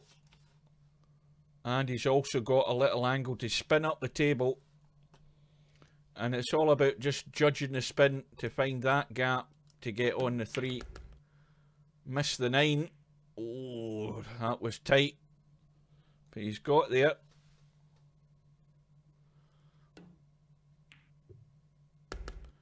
Now, I'm remembering that Snake Eyes just needs to the 7 ball. And it looks fairly straightforward. Again, provided he can miss the 9. If he can stun up the table, either behind it or in front of it, because I think he's got room to do that. Well, he's went for the draw, and that gets it done as well. And if he's nicely on this sit, well, he's dead straight, so it's going to have to be the... Well, the old draw backwards would bound to give him a shot in the 7. As long as he doesn't get too much juice into it. That will do. So, Snake Eyes has this 7 ball to end Mr. Bill's participation in this week's tourney.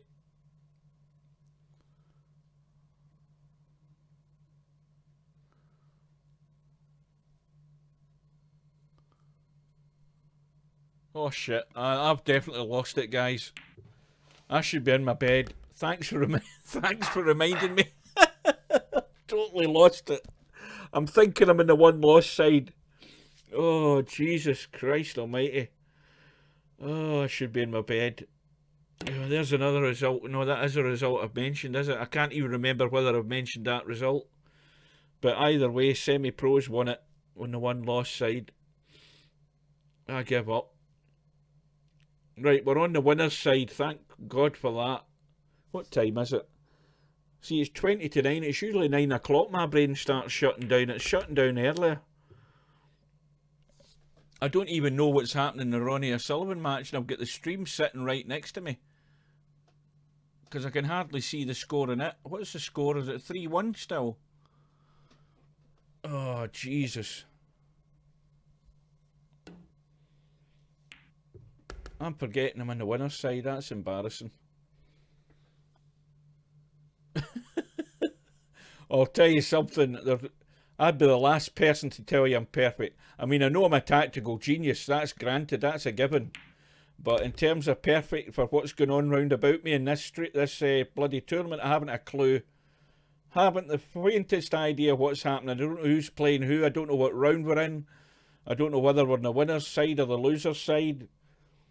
Oh God! And plus I can never remember what the bloody handicap is. I can't read what the handicap is on the bracket, and then when the handicap's right on the screen in front of me in the room, I can't remember it. Apart from that, everything's okay. Right, so just to clarify things, we're not in the one loss side. Bill's still in the tournament. Snake Eyes is on the 6, needing to get to the 7. And he's 4-2 up at the moment. What's the angle like? Well, can he avoid running? He needs to get a lot of juice on this to avoid running into the edge of that 9.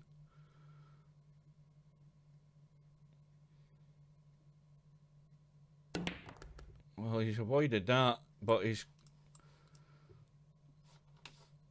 Oh, this is going to be good. He's going to have to coax that along the rail.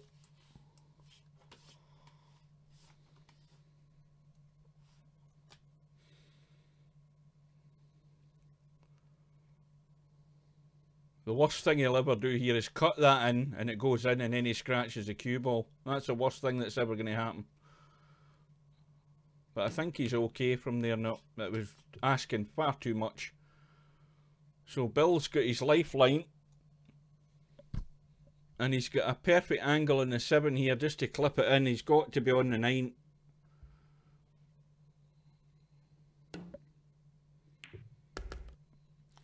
So Bill is getting it back within 1. Is this a hot seat match, by the way? I've even forgotten whether it's that. No, it's not.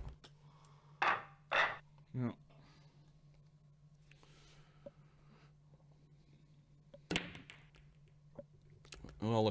Well, 3 balls at least have gone in.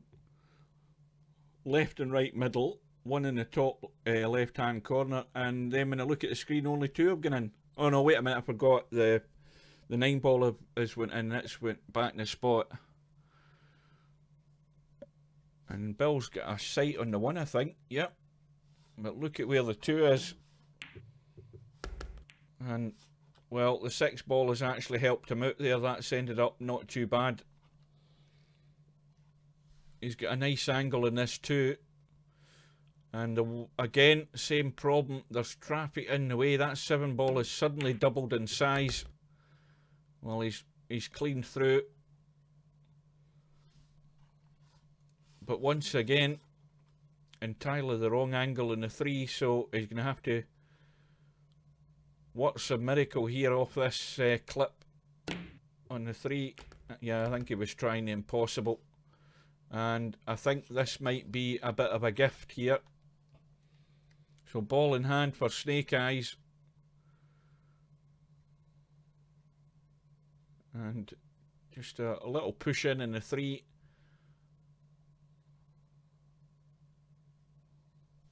Is that the 4 ball up there? I thought that was the 8 ball. Yeah. didn't need the bloody 8-ball anyway, but I thought from here, against that blue background, it looks like like the 8-ball.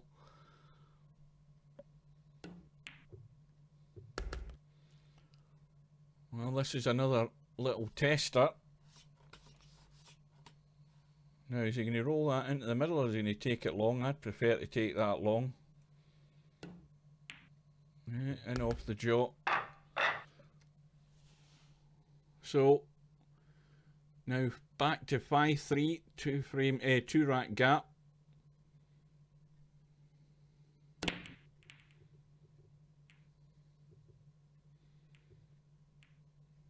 Don't think anything went that time.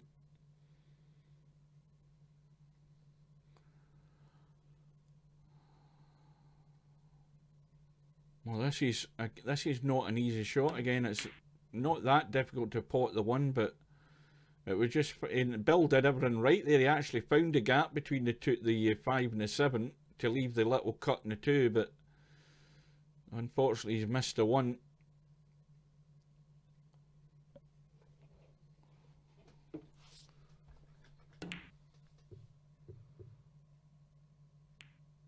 Well, I think Snake Eyes had taken his eye totally off the ball there, because he was more focused on holding for the 2. I'm assuming that's what he was trying to do, because I can't believe he was playing for the snooker. Maybe it was.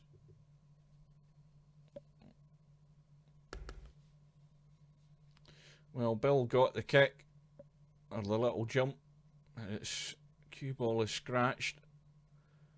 Snake Eyes has got ball in hand. He's got a possibility of a 1-9 combo if he's really ambitious.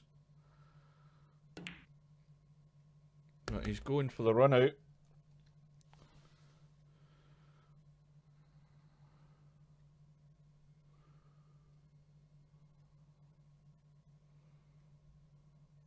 I presume now that we've been streaming for, well, a couple of hours. I presume now that those guys, if there's any still awake watching this on the stream, I presume the stream's working okay.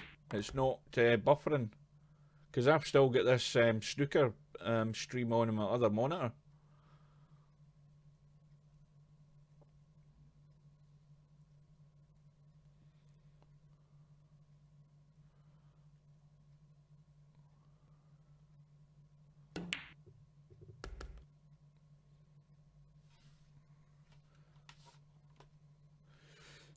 Well, he's going to have to be a bit aggressive in this 5-ball to get that cue ball out onto the 6. Yeah, I'm you know, I was thinking that having this second, yeah, I can just see the 6. I was a bit concerned that doing a live stream while I'm actually watching another stream was maybe going to eat into the bandwidth too much. So Snake Eyes, a simple roll in the 7, and he's going to need just one more to go through to the next round.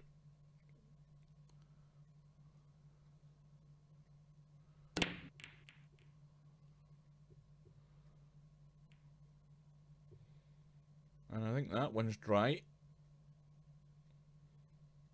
Now, what's Bill got here? He's got a simple enough shot in the 1.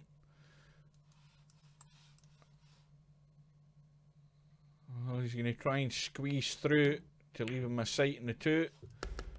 He's trying to judge the place. But again, very difficult. He was trying to finish close to the 2 so he could have a shot into this right middle pocket as we look. But very difficult to judge it. Has he still got it? I thought, oh, he might have thought he could see enough of it. Maybe he could. In fact, I think he ended up overcutting it.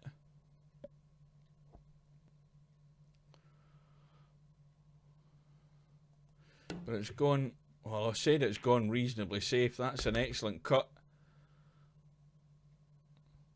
Cue ball's run into the 4. Now, what's this look like? Well, it cuts into the middle. We can see that. He's going to have to play it very delicate.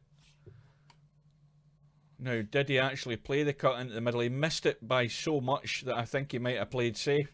Either way, it doesn't matter. He's got it safe.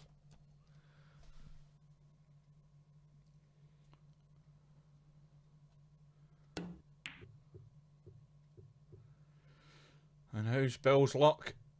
Oh, this might be nice. Oh, that's extremely nice. Got him tucked behind the 5, but there is a space. Now, most guys that are fancy with the jump cue wouldn't have any hesitation in digging it out and jumping over that 5. And not only jumping over the 5, but actually potting the 3.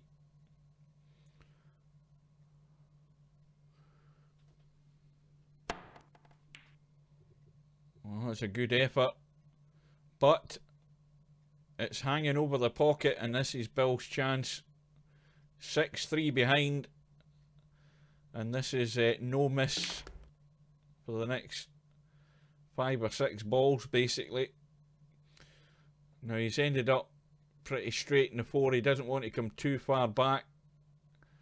He's just going to have to leave himself that little angle. Now, he's got a nice angle to draw off the 5, and the line that would follow would be sort of somewhere like that.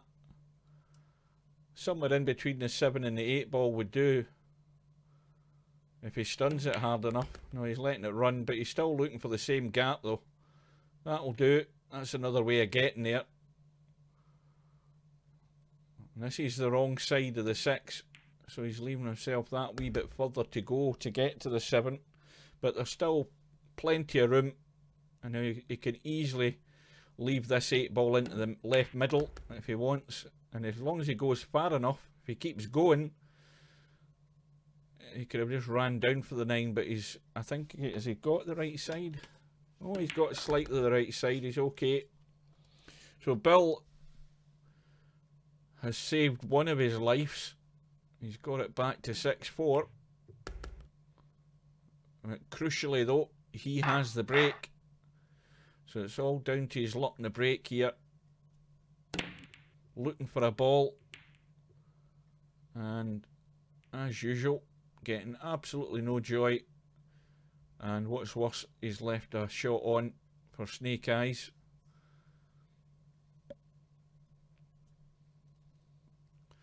Just a reminder as well to any of the guys that are watching, the Virtual World Straight Pool Championship, or whatever they're calling it, is due to start on the 30th of November. I think it is. Now, I'm trying to remember whether that's a Friday night at 10 o'clock or something. It says in the time on the calendar. If you go to the home page, it will tell you about it. That tournament's, you know, that's what, is that 10 days away, or maybe a bit more? I don't even know what today's date is. But anyway, it's the 30th of November it's going to start. And I'm going to try and get some of the matches streamed and archived if I can. But that all hinges on when the guys that are playing in the tournament arrange their matches. If they arrange them, you know, at this time of night, then there's no way I'll get them, because I'll be going to bed. If they arrange them an earlier time in the evening, then that would be fine. I'll be able to get them. So we'll see how it goes. And meanwhile, DJ Simon and Steve-O, they've reached a conclusion, and it's gone to a final rack decider, and Steve-O has beaten DJ Simon 4-3. Now, I wonder if Steve-O has ordered one of those mouse mats, because he was asking me what the name of the brand of mouse mat was that I had, the one I was talking about last week.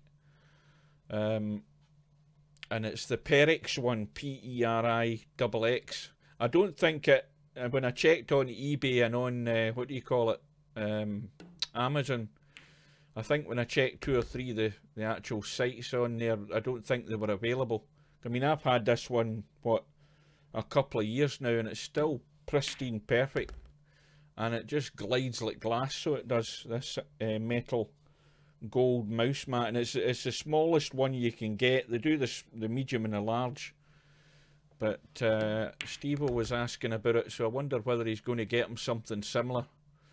I mean, because you don't, surely there's nobody uses cloth mouse mats anymore, because especially for Virtual Pool 4, you want something that glides nice and smooth. And this, by a country mile, has been the best mouse mat I've ever bought. I think it cost about 10 or 15 quid when I bought it. It's nice and slim, it's got a rubberized base, so it doesn't slip about, and it's just a nice neat size to fit next to my keyboard. So, well, Mr. Bill won that right quick. I'm too busy talking, wasn't paying any attention whatsoever, and it's now 6-5. I don't know what happened there. So Mr. Bill pushed out, and Snake Eyes has pushed the pass, or passed the push back, I'll say.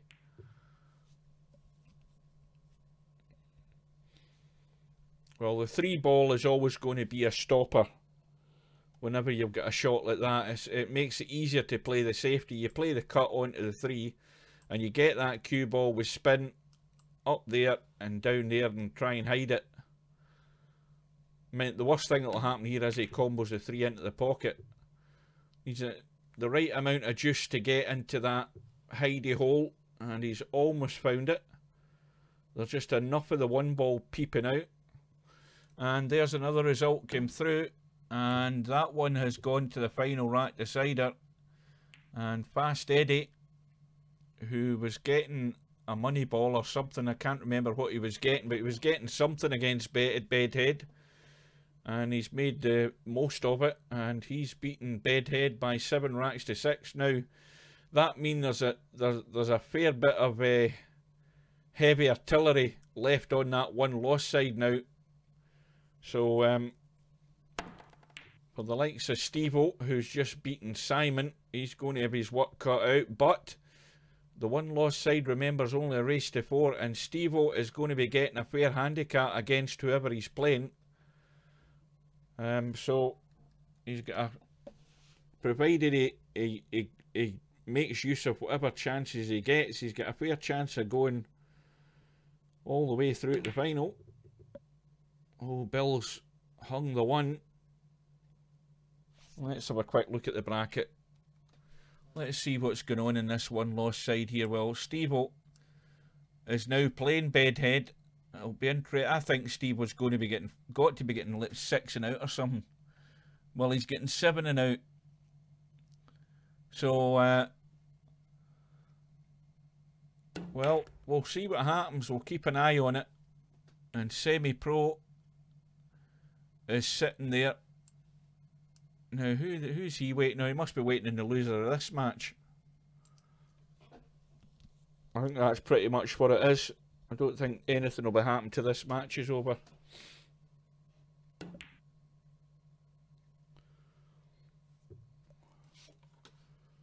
Oh, well, it doesn't matter. I don't think Bill maybe wants to swerve round it, but has he got enough room to jump over that 7 and cut the 2? I think he has. Or does he want to try spinning it around the 7?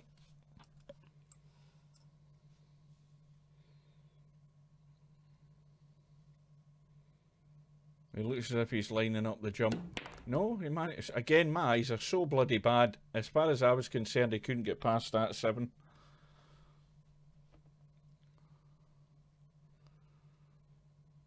Well, somewhere up by the right middle pocket is exactly where you want to be here on that 4 ball, and that is, I would say, perfect. A little roll through on the 4. Now, Bill hanging on by his fingertips, we said, more or less, but he's got the chance to take this match all the way, even though I thought it was a 1 loss side match.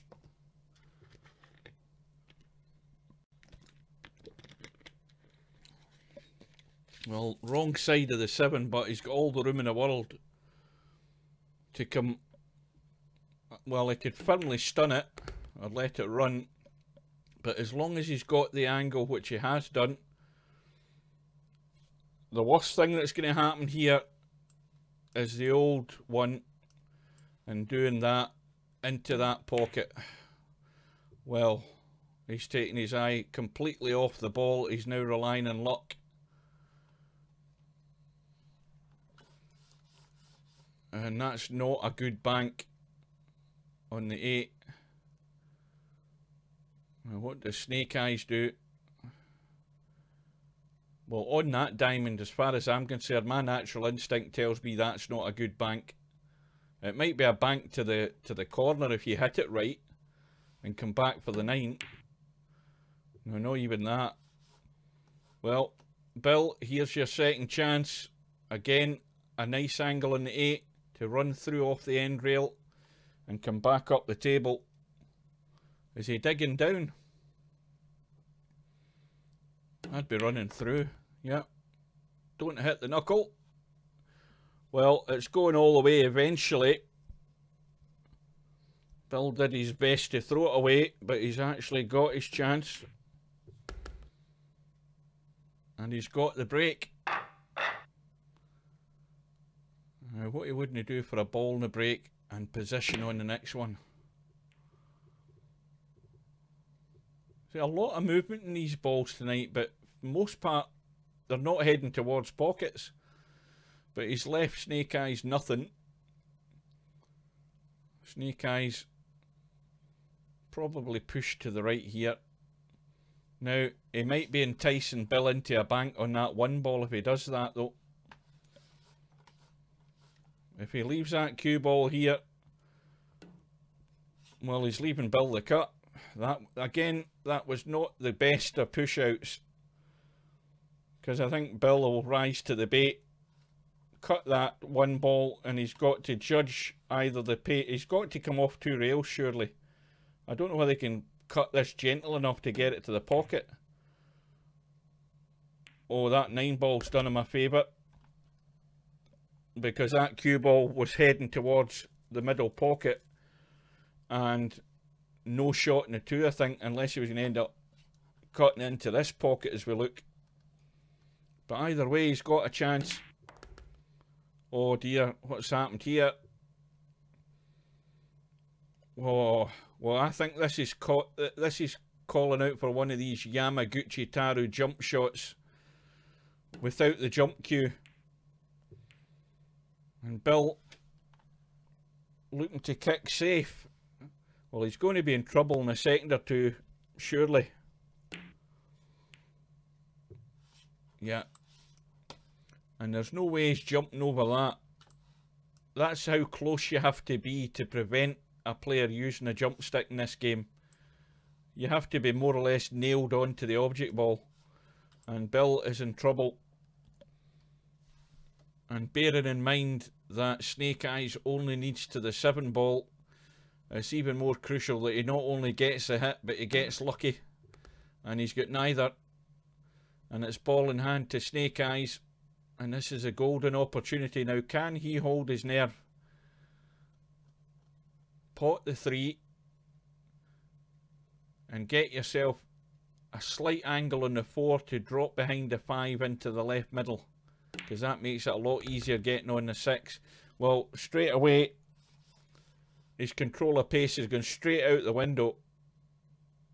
And with ball in hand, that is a cardinal sin to be doing that. So now he's having to try and dig himself out the hole.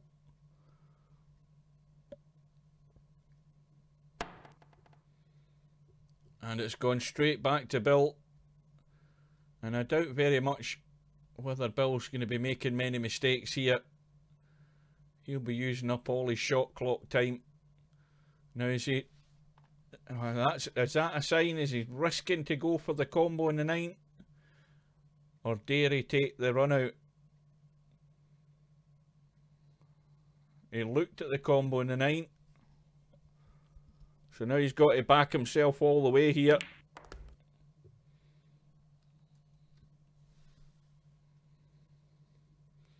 Well, I know what I'd be doing here. A gentle roll in the 5. This cue ball wouldn't be moving more than a foot. And what's that angle like? Well, if he plays the draw with the potting angle, he's surely got to hit the 7. Yep. And It's almost got away from him. That was asking for trouble there. Oh, he's judged it well though, and it's just a gentle little draw off the 8. So Bill has managed to get himself out, but it has to be said, Snake Eyes, if ever you have ball in hand and you're right in the middle of the table and all you have to do is just roll through to go on to the next ball, you've got to control your pace. Far too much top on that, and that blew his chance straight out the window. And Bill marches on. Snake Eyes moves over to the one loss side eventually. Let's have a look now. So that will now make up the bracket on the one loss side with Snake Eyes and Semi Pro. So let's move into the Steve-O match with Bedhead. And this definitely is a one loss side match. And Bedhead is up 2 racks to 1. And Steve-O, who is player 1 in the HUD, is getting 7 and out. And he's had to kick the 1.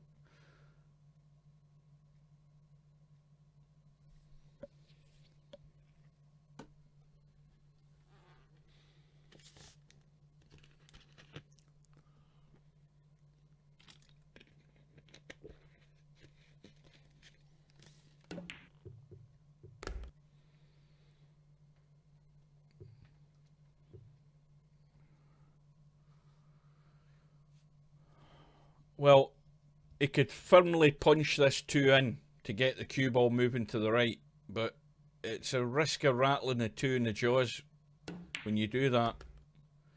And I think that's as hard as he dare hit that shot.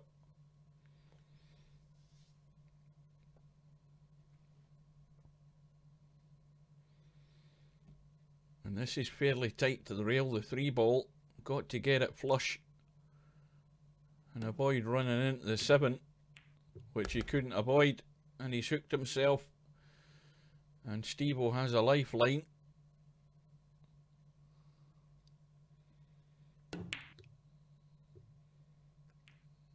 Bedhead gets the kick, and that's, well, he'll be fairly happy with that outcome.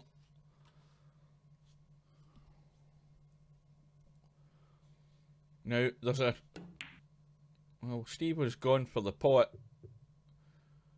And I know what I'd have been doing there. I'd have been skimming off that 4 ball and skimming down here and hiding up there. That's where I'd have been going. That was, well, it was brave, it was risky, but you've not got an awful lot of racks to play with in this one loss side. And, well, Steve was got to hope that Bedhead can't get himself good on the 6, but he's got a fair area to get on this 6 ball. It's somewhere in this area, this sort of zone here. Now you could try getting it from that side, but that's even tighter, but he's actually on it. I think he's on the angle. Let's have a look. Has he got the potting angle? Oh aye, you get a bus through there surely. Perfect angle to drop round onto the 7.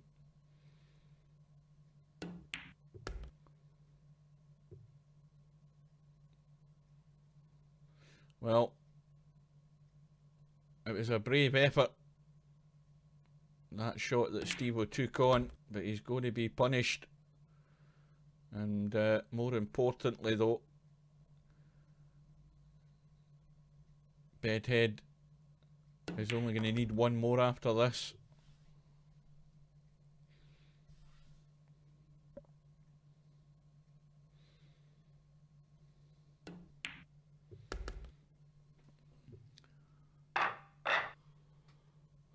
So, Bedhead breaking off in rack number 5.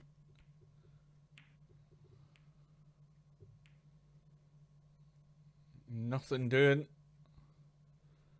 And Steve-O's got a thin cut in the 1. He should also have a shot in the 2. But he's going to have to play some sort of combo with the 3 and the 4 if he can get over that side, and I don't think he can. I think he's dead straight in this too. Yeah, well, he can run through, and the best he can hope for just getting a cue ball somewhere down here.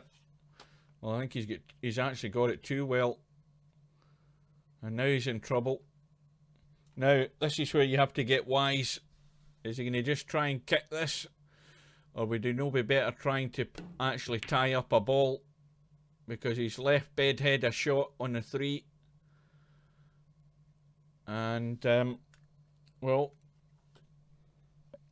let's have a look. What's Bedhead going to try here? Is he going to... He's not got an awful lot of room to work with here. I think he's just trying to find a gap, because he couldn't try to do too much with the cue ball there with the angle that he had. But now it's a straight draw up the table and just hoping he gets lucky on the 5. Anywhere up the top end and a sight on a 5 should give him a pot. Well, he's trying to squeeze an angle there. Well, talk about making things difficult for yourself. Well, the 5's off the rail. And unlike me, he might be able to see that edge in the 5 ball, because I certainly can't.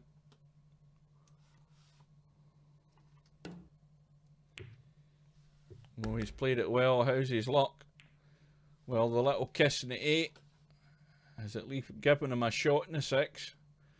Another one with the wrong angle though, so it's a deep draw off the side rail, trying to drop in behind the 7. Yeah. And now Bedhead's hoping for luck. Now, that isn't a good bank, but it's easy to play a safety off that, but it looks as if he's digging in for something here. Well, he's went for it, but that's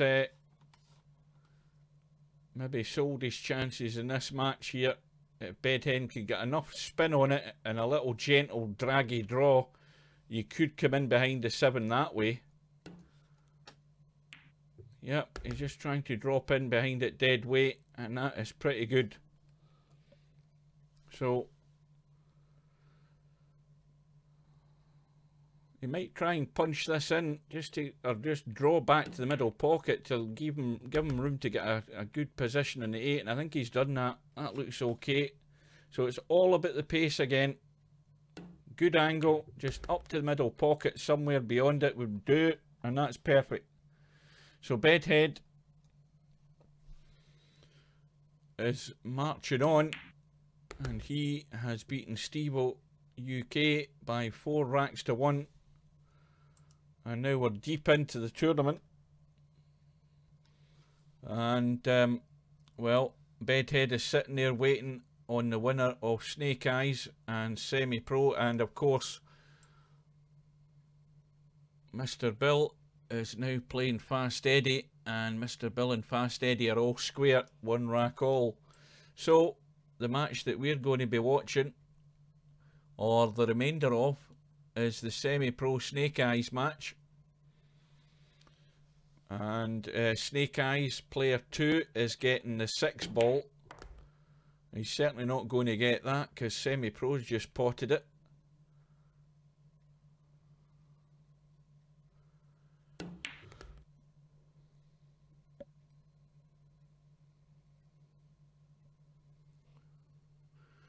Good night, Mark. Unlucky. That was a good effort on that rack to try and that previous rack, not the one that you just lost, not the last one, but the previous one. A brave effort. Unlucky to leave it hanging. Well, Semi-Pro is going to have to thin clip this 9 or play the bank. And it's a thin clip, and in it goes.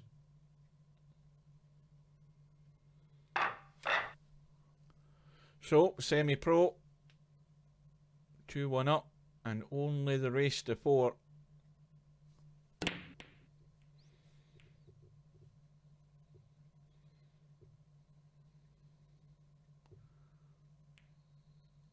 Well, this is now going to be a test for Snake Eyes. Because that 2 ball has hidden itself behind the 9. And he's just got to drop onto it. And that is pretty damn good. The other problem awaits him as well is the fact that the 3 ball's in such an ugly place. Now, can he just squeeze that 2 and try and tuck himself behind it? It's asking a lot to do that. And that's... well, that's about as good as he could probably get. But it gives him an angle to go over for the 4. And that's going in. Now, Snake Eyes has to take this out. He has to get to that 6 ball. And, well, anything but close to the rail would have been ideal. Now, can he dig into this to come back off this 5? Well, he's just stunning around the corner. Well, that'll do. Now, you don't overhit this and let the cue ball start running. That's a big mistake, because that middle pocket is very handy. That middle pocket, that was always a danger there. But anyway, in it goes, and it's back all square.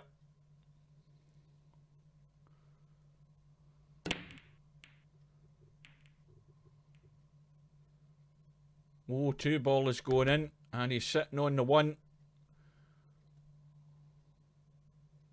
And should be fairly simple to stun off the 1 onto the 3. Oh dear, well, that's a bad miss. I mean, he's pretty much staring down the barrel of a gun there, close to the 1. Simple enough shot to go onto the 3. And I put that down to the fact that Snake Eyes doesn't play an awful lot online. I mean, again, I don't know. I don't know where the Snake Eyes from the UK. Let's have a look. I'm sure he was in the 9, the US Open. Aye, he's from England, but he's probably like me. He's probably working at stupid hours and just doesn't get enough time to play. I mean, he's a good player, but you can see from the odd mistakes that he's making and things like that he's not getting the table time. Simple as that. You know, it's table time, and you know, familiarising yourself with that weight of shot that gives you that better control when you're at the table, and that's what it's probably down to as well. You know, these guys are all from all over the world. They're all working. They're all different circumstances, and a lot of that plays a big part. And that's what certainly my excuse. I mean, I keep saying it every time I get a chance to come into VP4. I'm knackered. I just could not play in a tournament to any degree, especially in the Friday night 9-ball. There's no way I could play in it. No way. If I ever won 2 matches, I'd end up having to go to bed anyway. It'd be far too late. So there's a lot of things affect how you play, and you know, in real life as well as a computer game. I feel same thing. You're knackered. You can't concentrate. You're tired, or you're like me. You're watching the snooker in the other monitor, and you're not paying attention. And I don't even know what the score is. Is it 4-2 to O'Sullivan? It looks like 4-2. Or 4. I think it's 4-2. That looks like a 2. Anyway, it's semi-pro. Gonna have to work this cube, although I think, to get down onto the 9. Lots of spin, bottom and right English to go around the angles. Now that shot there, when you're at that angle and you're drawn back, the only way to help the cue ball around that angle and get it moving is by hitting the cue ball bottom and right English, so that when you draw it back, it kicks off the rail, fires it onto the other rail around the corner.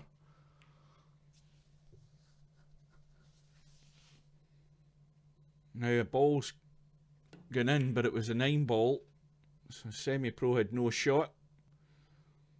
So he's just trying to freeze the cue ball onto the 1.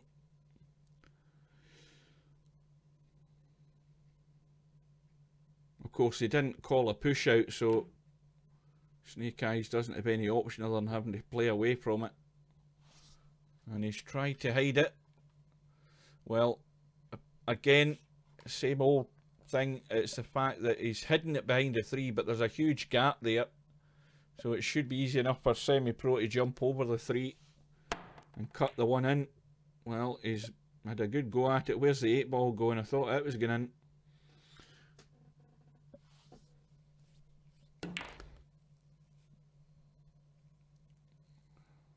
But this is a chance for Snake Eyes again.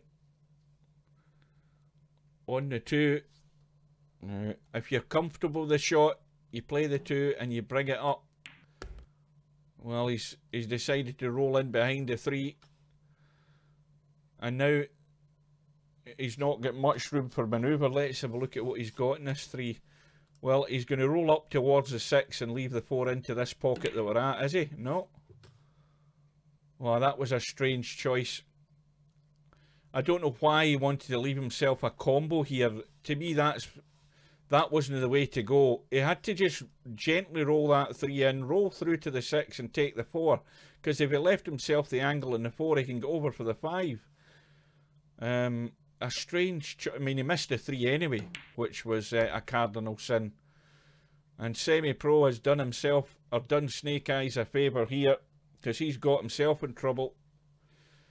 Okay, he's got an easy enough kick in the 4. But, like I say, Snake Eyes is...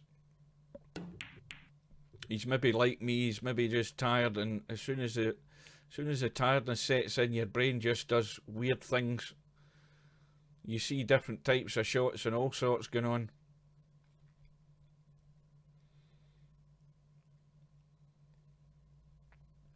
Well, I think Semi-Pro will be quite happy with that outcome because he's left Snake Eyes in no man's land here.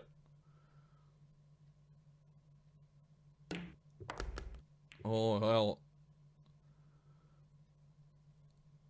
The only lifeline there is the fact the 9 went safe rather than leaving an easy combo. But it's ball in hand to Semi-Pro. And a straightforward enough draw shot off the 4 will get him on the 5. 6 over the left middle pocket. 8 ball hanging in the bottom left. Where's he going with this cue ball, by the way? This is a disaster. Oh, Semi-Pro, well, he's been eating the porridge. Far too much porridge this morning. And that's gone straight through to his cue arm, or through to his mouse. And he's dragged that about 3 feet too far into the hole.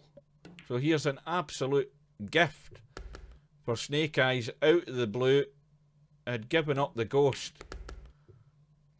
And all of a sudden, it's back to 3 racks all. Well, there's a strange rack, if ever I've seen one. And we're talking about how these guys at 2,200 and 2,300 have got such good control over the cue ball. They've got their mouse dialed in.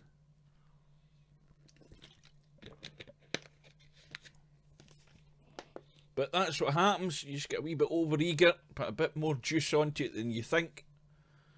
And mistakes start to happen. But mind you, it's getting to that time of night. It's what tournament's been going on for, what, 2.5 hours, not far off it.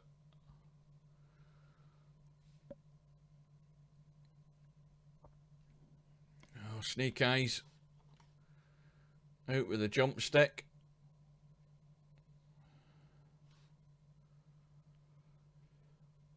Now, well, that's the kind of thing I would do because I don't get enough practice with these jump cues. So it's now turning out to be maybe a bit of a gift for Semi-Pro. Now, does he want to be just pushing that 2 in and playing a 3-9 combo, or is he going to go for the run out? Looks as if he's going to try and stun onto the 3.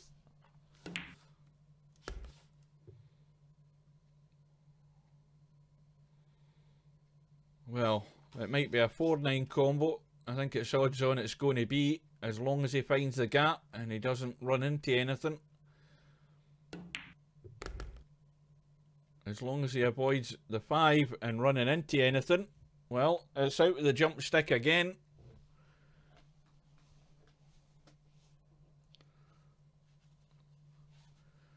Well, Semi-Pro's making things difficult for himself here, but it's going to be a 4-9 combo.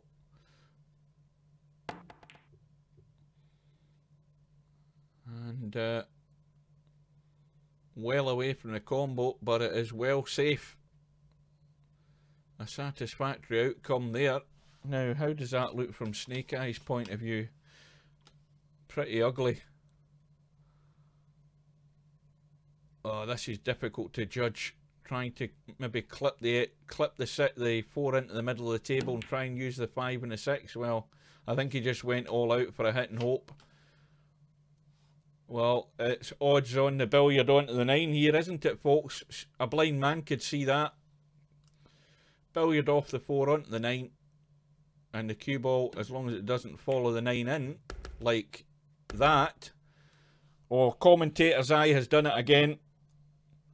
That's the worst possible outcome. And Snake Eyes, well, final rack decider, remember. Race to 4. He's got ball in hand. He's going for the split in the 6 and the 9. Does he need to split the 6 and the 9? Yes, he does. Well, he's going to have to pull out a good shot here on this 5. And he's going to have to decide on what pocket it's going to go into. If he plays it into this bottom right, he's in danger of running into the 8. The 8 might do him a favour and hold him for the 6 though, but he's going the other way.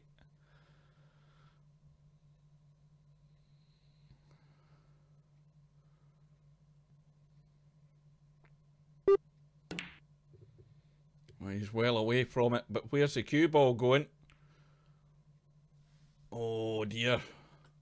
Well, again, the cue ball isn't close enough to the 8, but this time Semi-Pro has got the 5 to cut the 9 and play a combo to win the match. Oh, that's an excellent jump. What a way to win it. That was well played. And Semi-Pro has jumped his way to the next round and wins the match against Snake Eyes by 4 racks to 3. Well, Snake Eyes had his chances, and especially when that when Semi-Pro got the what was it he was jumping on, but ended up rolling. But anyway, it doesn't matter now. It's all over. Where have we got to now? Well, where we have got to is that we have Bedhead and Semi-Pro about to play. Meanwhile, if we go across to the winner's side, we're going to jump in and have a look at the Mr. Bill Fast Eddie match. And Fast Eddie getting a 7 ball, but Mr. Bill has just sunk the 9 to go into a 4-2 lead. And a couple of balls have gone in. And Bill's got no real shot in the 1. He's got a bank on the 1, but not risking it. Just trying to keep it tight. And the other thing is that Fast Eddie's 7 ball is not quite locked up with the 8, but it might as well be. Now, what the hell has happened here? Oh, what has happened there with Semi-Pro and Bedhead? Has the match timed out or what?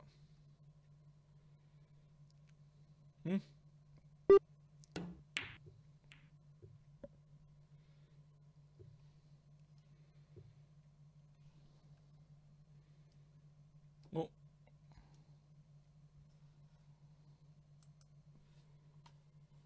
Is Bedhead going to bed or something?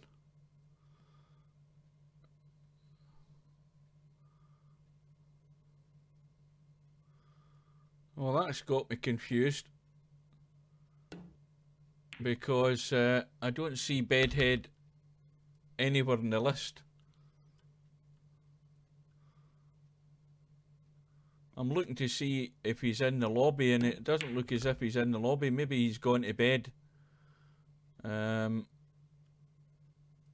everybody's in the rooms. Let's go to the top. Right, so that's the top of the list. Bedhead's gone. He must have gone to bed.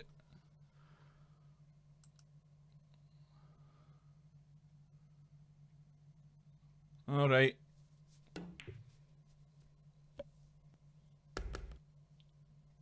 See, that's the thing. That's the perils of you know, having to get up. Well, certainly for me, having to get up at 4 o'clock in the morning and try and any thought of playing in tournaments, it's just a no-no. So that's a quick result. And meanwhile, Mr. Bill is trying to play a little combo to tuck the 8 away, and he's still on the 7.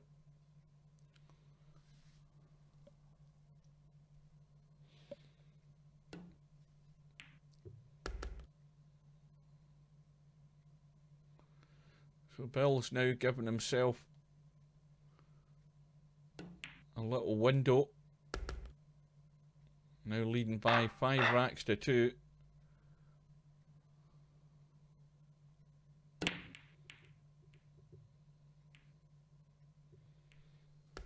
And Ronnie O'Sullivan, well, I think that's him just finished the match. I saw him waving to the crowd. I presume he won 5-2 or whatever it was.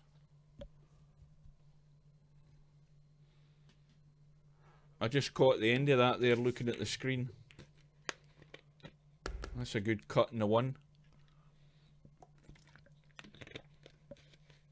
It's going to have to be another good cut as well.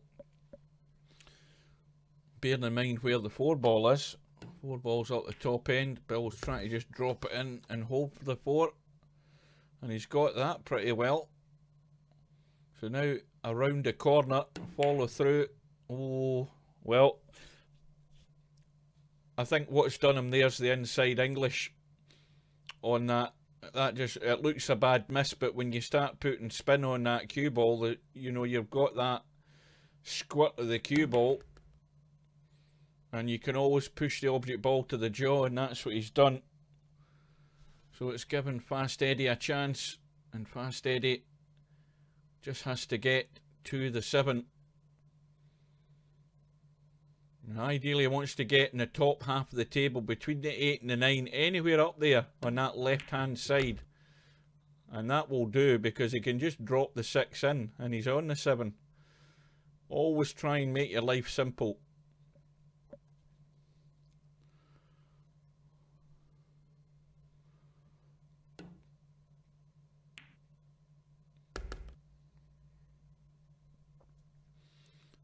So Fast Eddie is getting 1 back.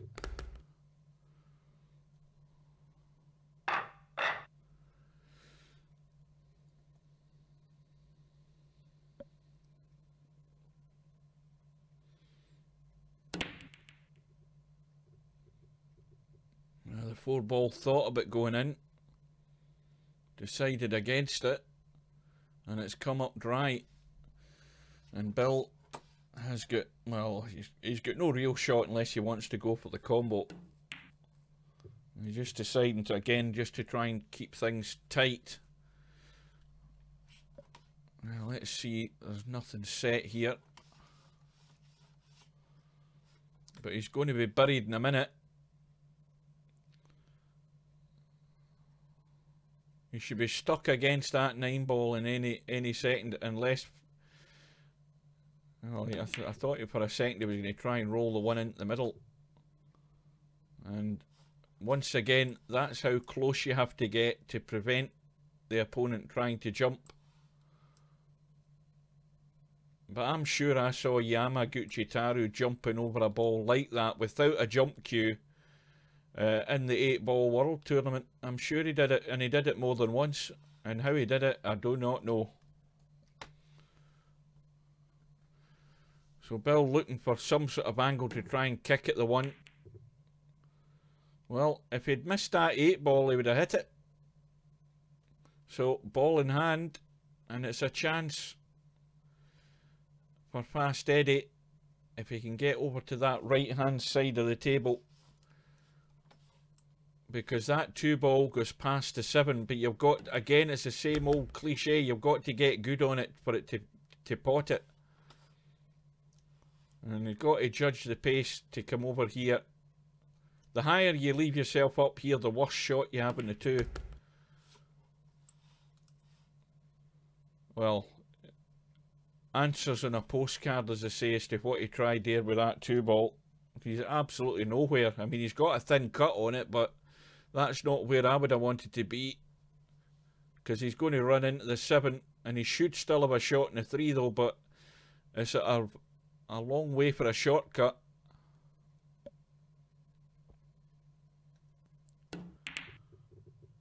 But it's asking a lot to get that pot.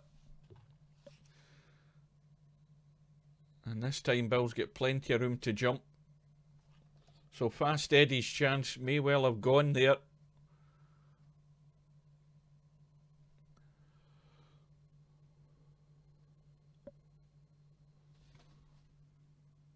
Oh, they're showing highlights of the Trump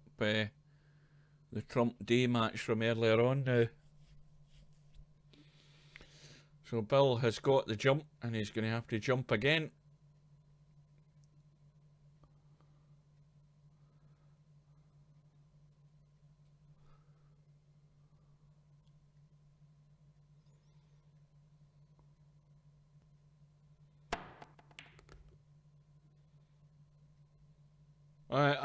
I'm just curious as to how many people actually sent in a message to support, to tell them about the handicapping and you know, and fixing it as far as these guys when they get over 200, so that they're not playing, or they're not given handicaps against a player of a similar standard. Now, they have to be a similar standard when you're over 200. And I wonder how many people actually. I certainly didn't. You know, I'm finished sending emails in and stuff.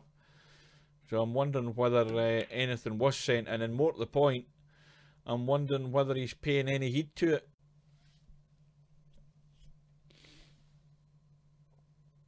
And I noticed earlier on tonight there, when I was messing about with that buying V dollars, that he's actually reduced the price of the V dollars. You buy them in 300 batches of 300 now, not like a 1,000. When you add V dollars to your account, you're adding batches of 300 each time, so they're slightly cheaper.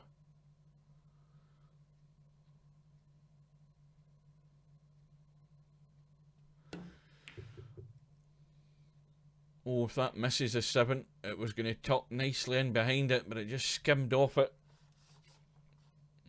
And it's an easy kick for Bill. Now, if you actually get this right with enough pace, you can actually double bank it.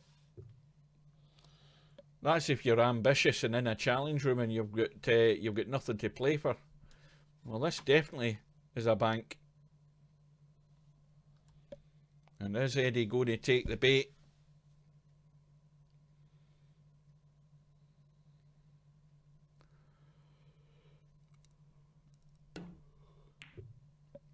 And the answer is no.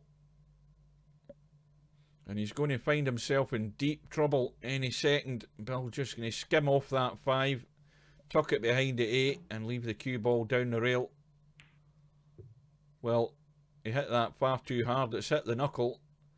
And, well, Eddie can certainly see the 5, but he could have been in a lot more trouble. I don't know whether the problem there was his Bill was maybe risking scratching. I think that might have been partly the problem. But just a bit too much juice in it.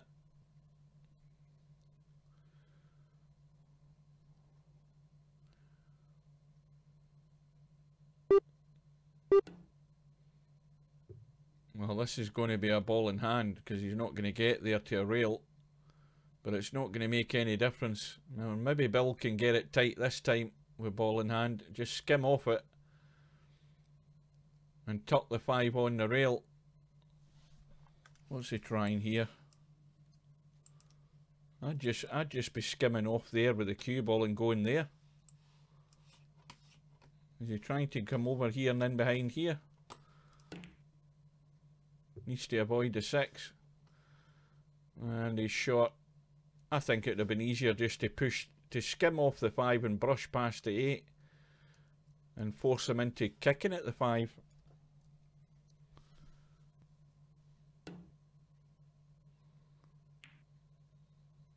Of course, the other problem now is that if you finish anywhere down here and then this 5 ends up being a combo with the 8, that's the risk you take. So you see now Eddie is in that situation. If he just brushes the 5 and brushes it to the rail like that, well, it's not set, but at some point it's going to end up being set down the rail, and somebody's going to probably have a go at it. Well, now it's even more set. And now Bill's eventually played the shot I was talking about and getting it tucked in behind the 8.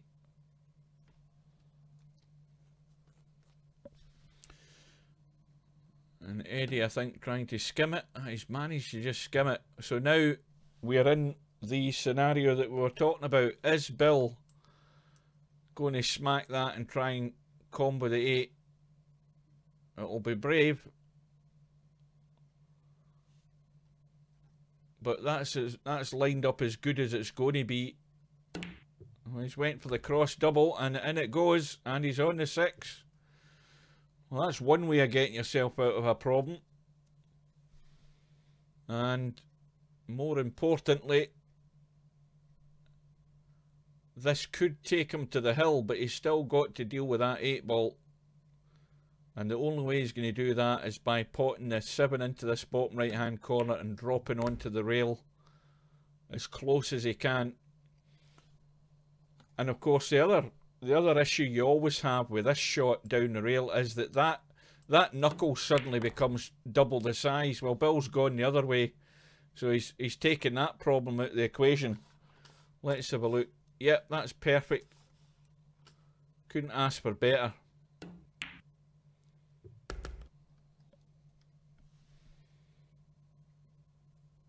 Well, it's a little tester in the 9 here. This isn't a gimme. But in it goes, and it's 6-3 to Bill.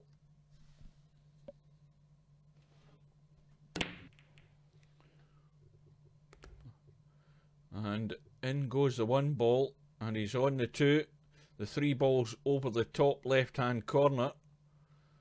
4 balls wide open in the middle of the table, down in the bottom half. Well, this is a good chance to win the match, has to be said. And I think Bill, well, it's easy to say it after the event, but he should have been digging into that to avoid that collision. Punch the 2 in so he can draw back off it and get down into an area where he could get onto the 3. Took the risk of avoiding the traffic, but well, he ran into it, but he also missed the 2. So, but no damage done, other than he should be in trouble here in a second. He should be snookered.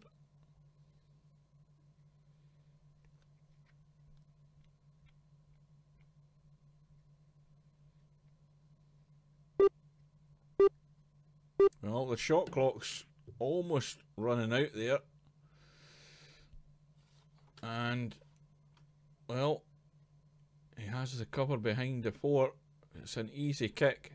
Bill might be able to skim this 2 in, believe it or not. Yep, he tried it. He's got it too thick.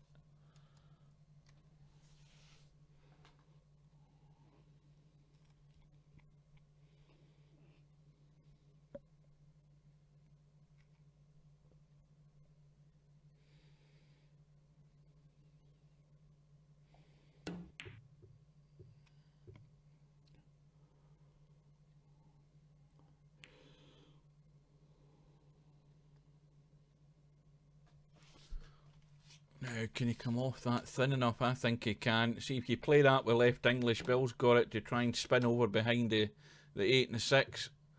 And that looks nice. And that will do nicely. But it's not a difficult one to hit. If you're handy with a jump stick, you can jump over those two balls. And if you don't think you can clip the edge of the two, you can come off the bottom rail and kick into the two. But the cue ball's not going to have an awful lot of pace in it. Well, that's a great effort. Oh, that's a cracking jump shot. And got a little break there, finishing nicely on the 3.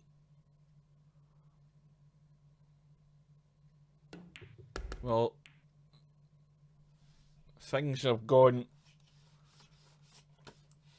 Oh, he's okay. I thought things had gone awry, but the other problem is, well, the 8 ball's got plenty of room. 9 ball's not in the way. I was just worried that the 9 ball was in the way there and blocking the path into one of the pockets, but it's fine.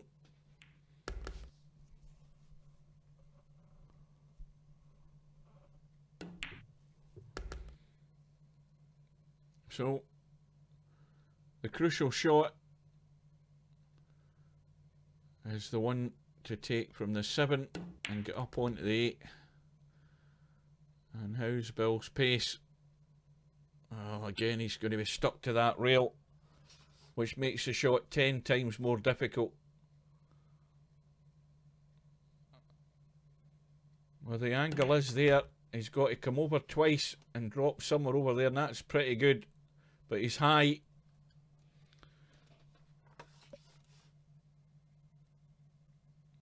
Now, does he go all out to go up and down the table? No, he's trying to baby it to hold it, and he's okay. So this 9 ball will take Bill through by 7 racks to 3. So Fast Eddie's moving over to that one lost side. And we'll see how we are now. So Mr. Bill is now sitting in the hot seat once that updates. And over in the one lost side final is Semi-Pro waiting on the bracket updating. And Fast Eddie will be there in a second or two once it refreshes. And so these two are going to be fighting to see who gets to play Mr. Bill in tonight's final, which is a race to 9. So the room should be up. And looks like Semi-Pro's already in. Fast Eddie might be taking a bathroom break. And while that's happening, I'm just going to... We'll just lose the stream for a second while I switch over to my other monitor, just kill that other stream that's still on, because they're showing nothing but what happened earlier on in the day, and I've already seen that.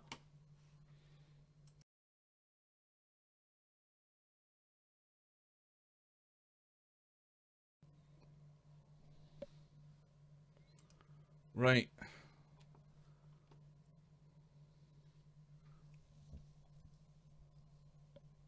Well, it's now 9:50 PM, and this one lost side match will have to be over fairly quickly if I'm going to get all of the final in.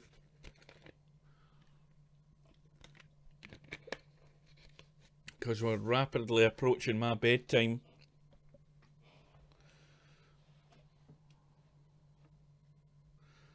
Well, Fast Eddie should be getting his alarm call coming through on his end. Well, I presume you still get the warning sound to let you know the room is up. And he should have 5 minutes to get in the room. And if he doesn't, then it will time out and he will forfeit the match. And there's somebody still sleeping in that that old tournament room there with Mr. Bill and Fast Eddie. It's probably somebody that was watching in the stream as well and went into the room and fell asleep.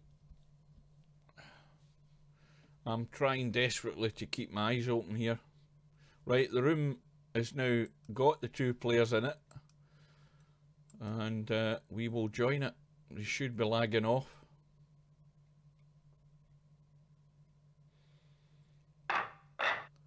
And Semi-Pro has won the lag, and player 2 is Fast Eddie, and he's getting a 6 ball.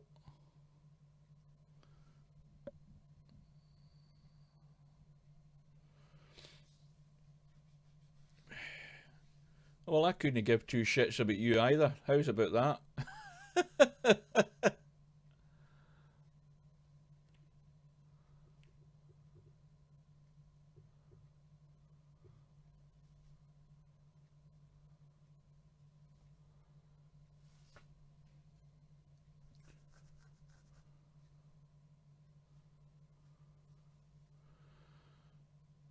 Well, the break is dry again. Dry break after dry break. Balls are spreading good, but a lot of the times tonight, they've just not been getting into holes.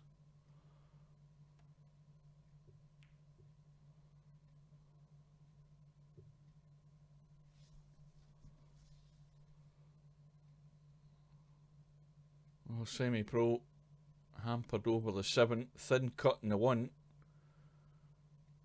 But if he's going to go for this, he should brush off the 3 and be on the 2. It's too risky, too awkward.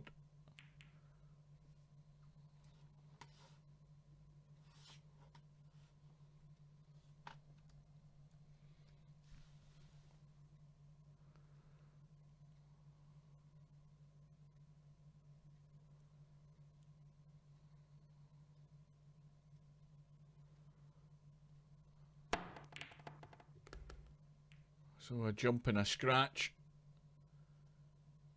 and ball in hand to Semi-Pro, and look at where the 2 ball is.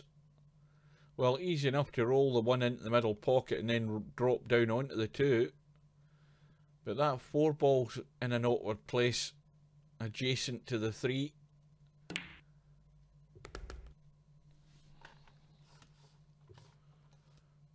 And he's finished pretty straight on the 2. He's going to have to punch it in and come back for the 3 into the same pocket, and needed to punch it a bit more.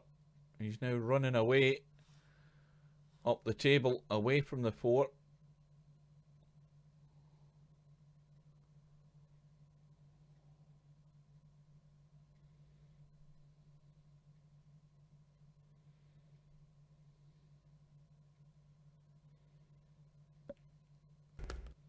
Well, that running into the 6 has helped the situation.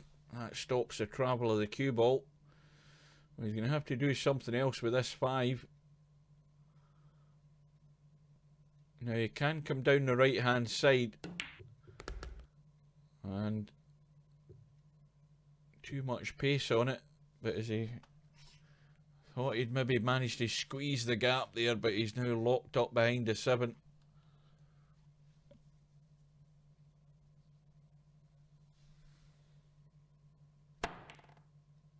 Well, got the jump and got the hit, but hasn't got it safe. So, well, this is a chance here, but the 8 ball's blocking the path for the 7, so that's going to have to be a combo. And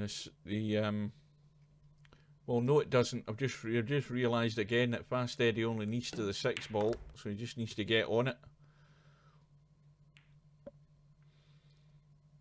Well, it's one of those no man's land ones. So this, to get the first rack on the board.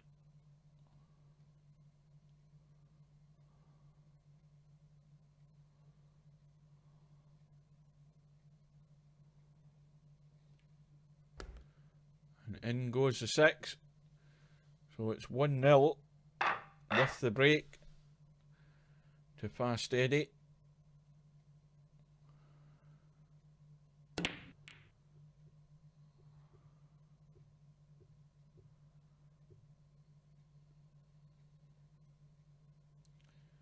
And another dry one. And another one with no shot. Could reverse bank it if he wanted, but could also just run to the long grass and keep that distance between the cue ball and the one ball. That is getting a bit ambitious. Oh, he's got away with it. He's got away with it.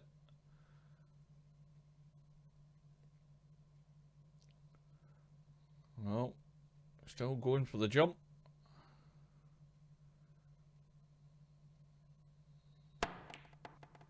And in it goes.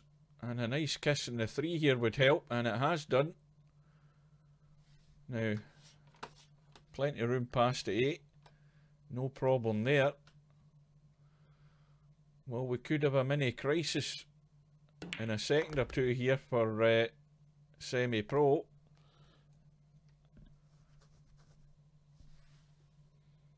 And in all honesty, it could well be...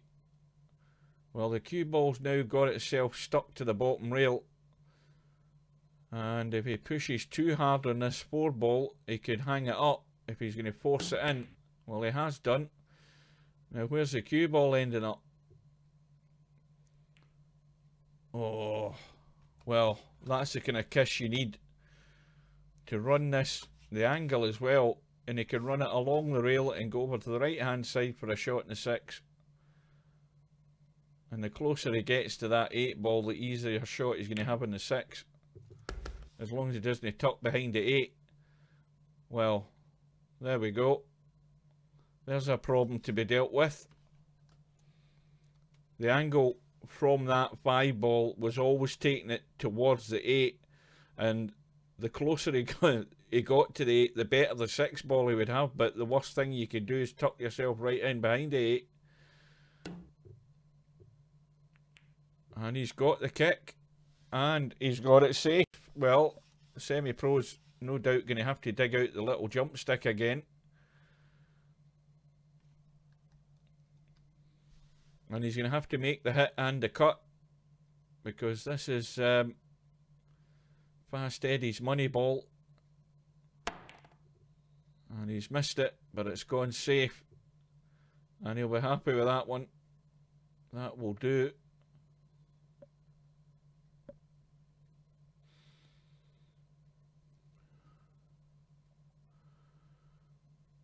Well, we were looking at 2-0 there for Fast Eddie.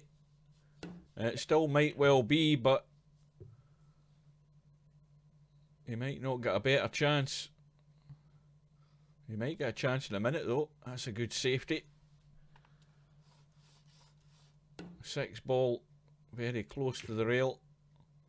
Oh, that's a good shot. That was well controlled. Tucking the cue ball right in behind the 9. And once again, problems to be dealt with here.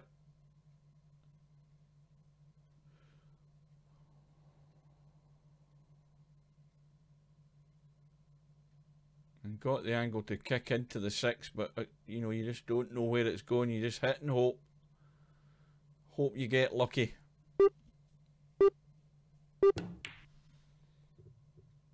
And that again, well, not this time, because if that cue ball hadn't collided with the 7, it would have been a good shot. It would have been a good, reasonable enough safety, but it's now left semi-pro with a chance. So anything but hooking yourself behind the 9 here, and he's running into it, so he's okay.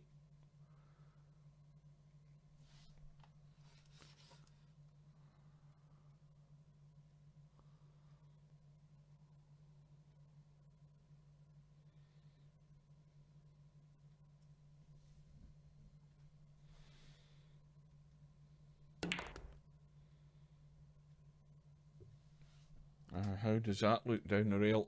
Well,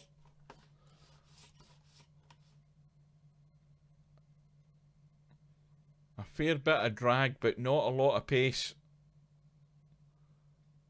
Is he going forward? Oh, that's dangerous to the scratch.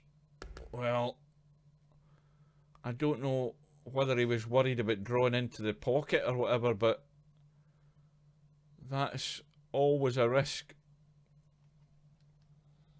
And it's a gift for Fast Eddie. in the end. So he has got away with it. He's got the 2-0 lead. So now it is a bit of a mini crisis here for Semi-Pro.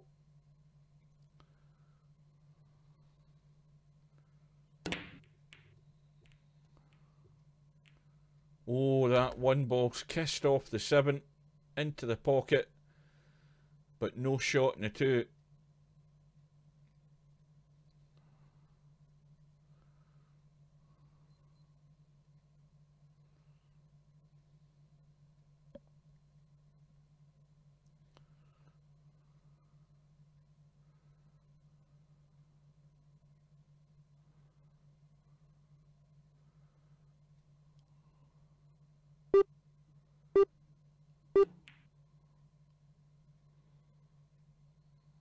Well, I would think I'd be pushing that back,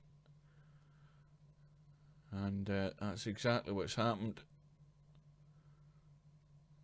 Now, you could just play the dead roll onto the 2 and just play for the little double kiss and just leave the 2 stuck to the rail, but you're then leaving your opponent the option of trying to kick that 2 in off the side rail.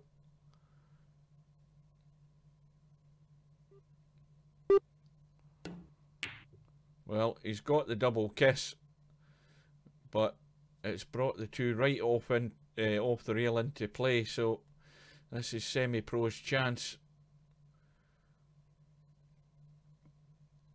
Now again, it looks simple enough, but there is traffic there. He's just got to get far enough up the table to avoid it, and he's done that. Now, does that 4 pass the 7 into the middle? No, it doesn't. And the other problem is the 5's a blocker into that corner pocket, so he's got to,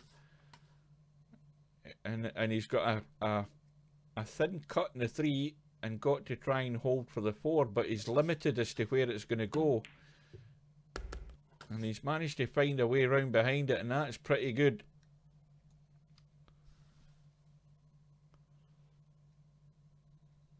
Well, now everything looks fairly straightforward. You know, roll the 4 in, kill the 5 stone dead and leave the cue ball where the 5 is.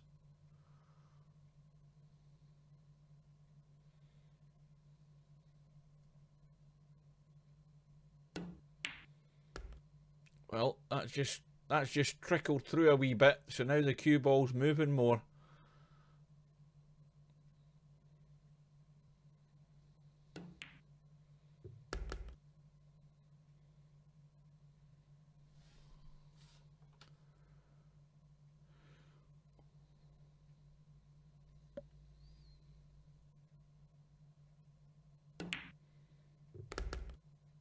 And now it should be fairly cut and dried. Drop the 8, roll the 9. So Semi-Pro's partly rescued the mini crisis. He's got himself on the board. Still trailing by 2-1, but with the break.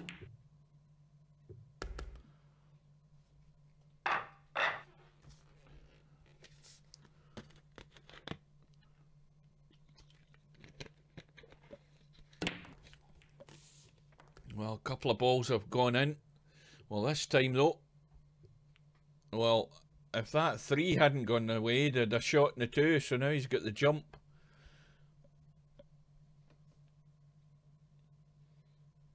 It'd have been much better if he could get to the 3, but he's going to have to just deal with this problem and try and keep the cue ball on the table. He's managed to do that and actually overcut it. But he's got the second prize, he's got the cover, and that is, well, he can see enough of that to, as long as he doesn't miss cue. If that's where he's going to cue that cue ball, he's going to miss cue. Looking at where it is on the cue ball right now. Surely got to be a miscue. Trying a bit of right English to kick off the rail and kick in behind it. Well, it hasn't miscued. But it needed to be a lot firmer than that though. So it's another chance for Semi-Pro. I think he can take this long and just again kill the cue ball for the 3 into the left middle.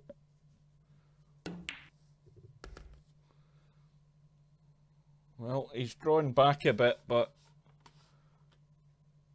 I think he can just tuck off that 3, just draw off it slightly and drop behind a 5. With an angle, he'll be back up for the 6. Well, going forward, it's that way and finding the gap there. He looks as if he's coming back. Going the other way.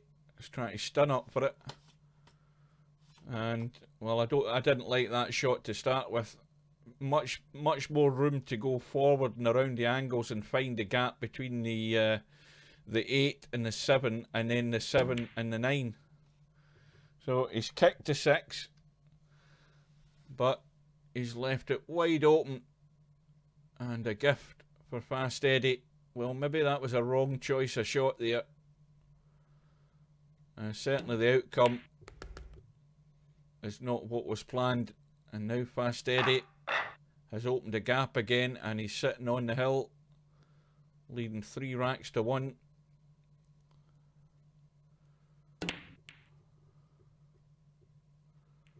And the break is dry, and I will be back in a couple of minutes.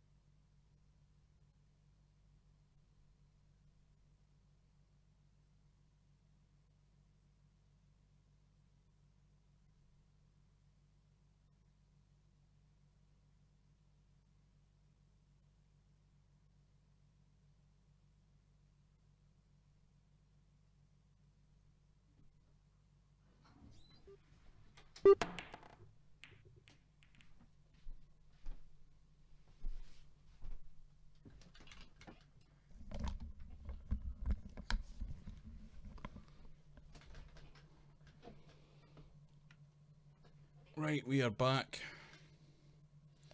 Now, where are we? Semi-pro at the table, ball in hand.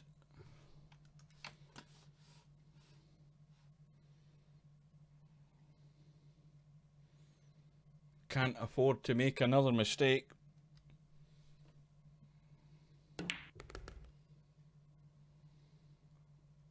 And plenty of room to drop onto the 6 as long as he doesn't go too far. There is good, there isn't. And that isn't quite there. So now he's got more angle to deal with. But once this 6 ball goes, that's Fast Eddie's extra money ball gone. Oh, not behind the 8. Oh, this is disaster.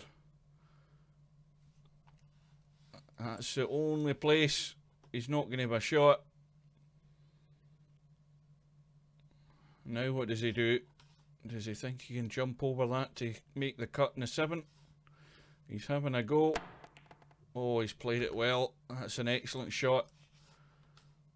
And he's got the angle in the 8 to drop over for the 9. Well, that was a must shot.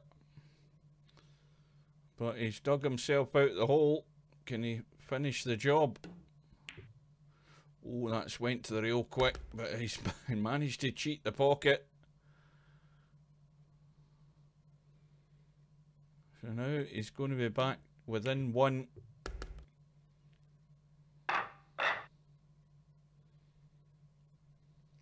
And with the break,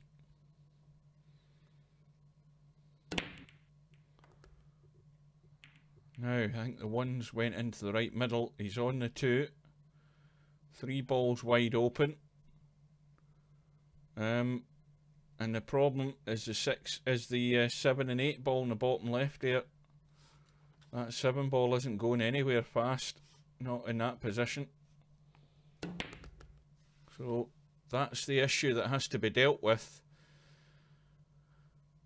Now, in all honesty, if Semi-Pro gets the 3, the 4 and the 5, he's going to have to leave himself. Well, he tried to play the billiard off the 3. That was ambitious at this stage.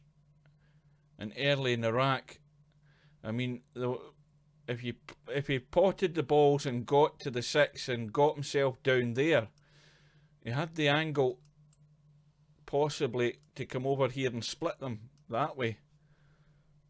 Do something just to nudge them, but, well, it was ambitious to try and play the billiard. But he's got away with it. And now he's got a dead set bank on this 3 in past the 7.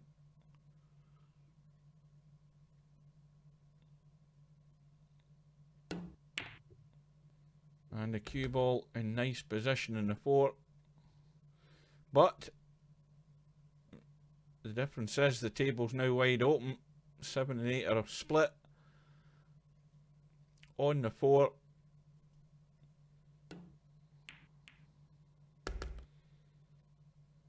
And now it's going to be, let's have a look from his end. What's he got?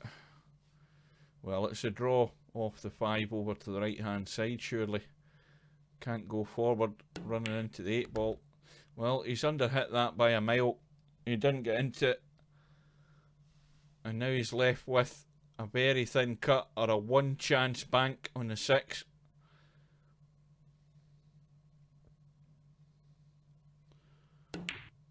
Yeah, that was always going to be the issue. It was only a 1 chance he had on that bank and needs to get lucky, because remember, this 6 ball is Fast Eddie's money ball and he's looking at it straight into the middle pocket for the match.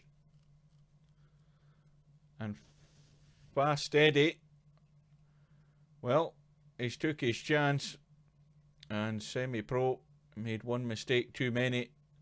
Fast Eddie's won by 4 racks to 2. And now, if we look at the situation, we now have a final, and it's 10:15, and it's going to be past my bedtime, but nevertheless, Mr. Bill is going to be playing Fast Eddie, and the runner-up in this final is going to get 405 $. The winner is going to get 805, and the other places are in the losers of the semi-final. The one lost side, or 4th place is going to get 200, and 3rd is going to get 270. So it's paying out for 2 or 3 players tonight. So now, and there's still somebody sleeping in that room. They've been in for the last 2 hours. So now we have a rematch then between Mr. Bill and Fast Eddie. Fast Eddie looking for revenge. Mr. Bill sent Fast Eddie to the 1 lost side. So, well, maybe that PM from golf was actually something to do with support. Now, I'm glad I didn't open the PM. Anyway, here we are in tonight's final on Friday night 9 ball. Player 2 is Fast Eddie. He's getting a 7 ball. And well, he would have been getting that in the first match against Bill, but it is a revenge match.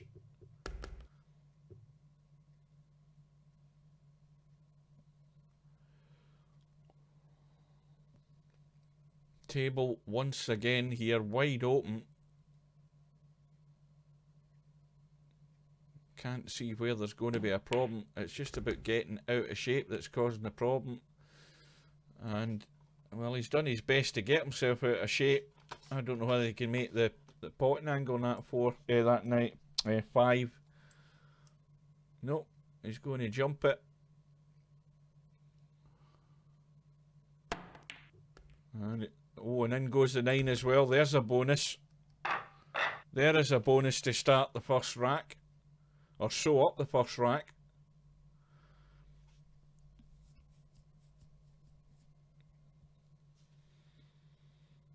So fast, steady, off and running. Breaks off in rack number 2. The 5 and the 7 ball have dropped into the left middle. He's got a shot in the 1. And, well, I don't think he's got as good a shot on the 2. He's going to have to play. He's going to have to do something to get on that 2 ball.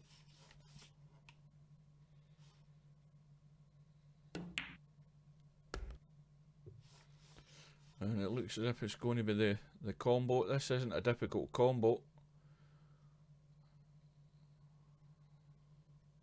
I don't know whether he had to hit it as hard as that though, but he's now got a much longer distance to not only pot the 2 ball, but to get to the 3 ball back up at the top end of the table. And he might have to leave a bank on this 3, I don't know.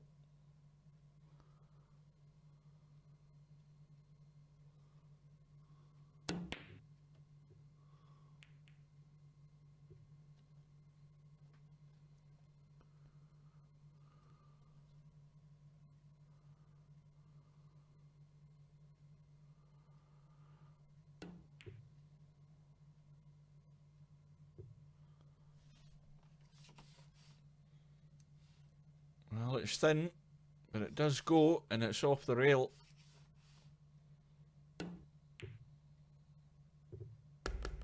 And that little nudge on the 9 has done him a favour, because he's still got a cut in the 3.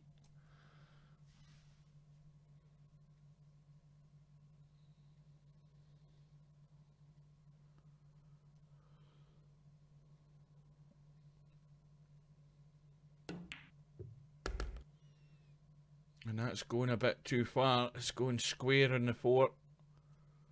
But he doesn't have to do anything with the cue ball. He just has to totally focus and pot in the 4. He's on the 6, no matter what happens. But just needs to roll this in gentle.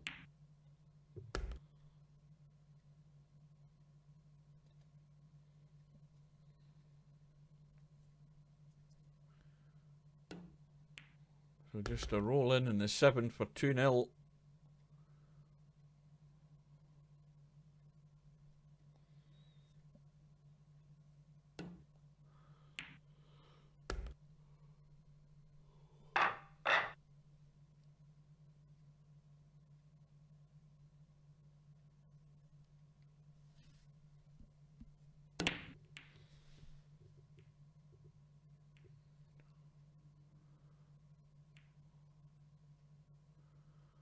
Well, like another dry one.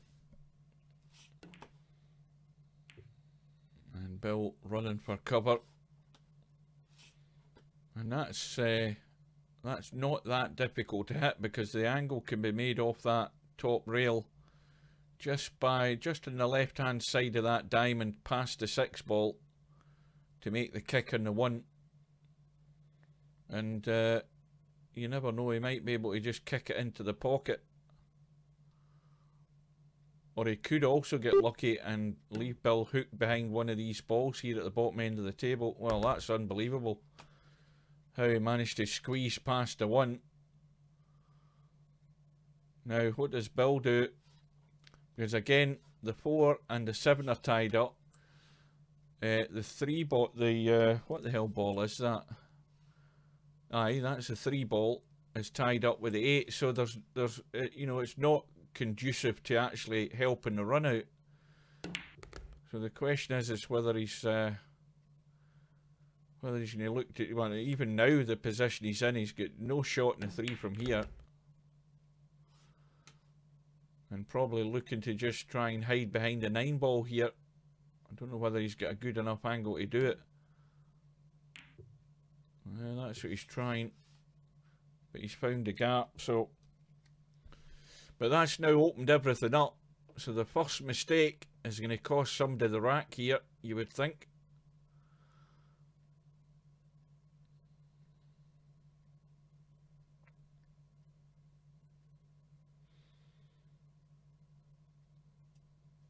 And is the bank on? Is the bank open? Yeah, the banks are open. And how's his luck? Well, it's extremely unlucky. He's left himself no shot in the 4.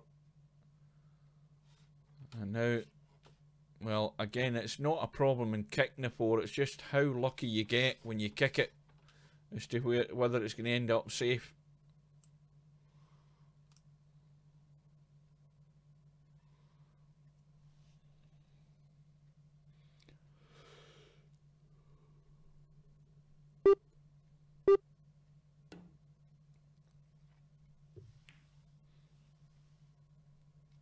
Well, I would have went for the old hit and hope and bang it technique. Because that's now given Bill a chance to get off the mark. But it all hinges on this 5 to the 6 ball. Because once again, the 6 ball is not in a great position here. You've got to drop behind it to a pocket. Well, this is entirely the wrong angle, so now he's having to work the cue ball with inside English. Needs to watch the scratch in the left middle. He needs to watch the scratch, and that was always, oh sorry, the right middle from the end that we normally look. But anyway, having to play with that with inside English, the scratch was always on at the angle he was playing it at. And it's a gift. Another gift. So Bill is now trailing by 3 racks to 0.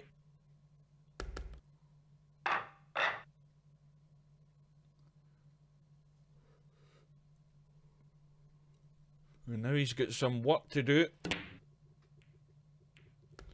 And 5 ball is going in.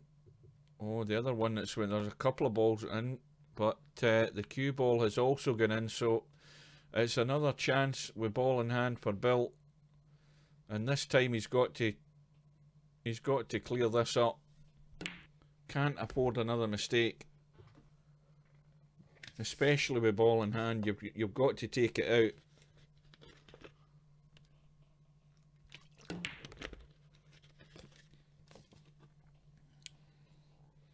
Now I think he's ended up a bit too straight in this 4, and this is trouble. He needs to come right over to the left hand side anywhere as we're looking to have a sight on this 6 ball. But he's going to have to work the cue ball again. Well, he's playing the draw and he's got a couple of nice kisses.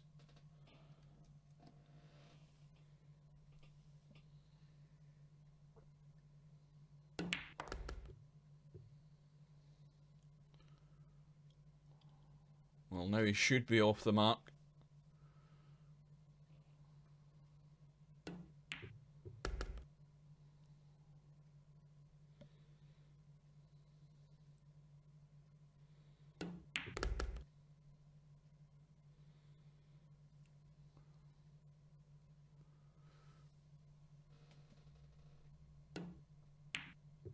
So Bill on the board at last.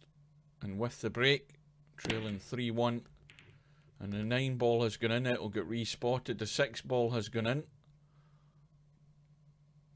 and now let's have a look. Well, he's got a pot on the 1. If he plays this plain ball, he's going fairly close to the corner pocket, so he's dug in, and he's got a nice little bounce with the draw there. And nothing to do with the cue ball to get on the 3, but ideally he wants to be here on this 3. He wants to be closer to the rail, and that is perfect. That's right on the line, because that makes it easy to just draw off the 3 for the 4 into the right middle.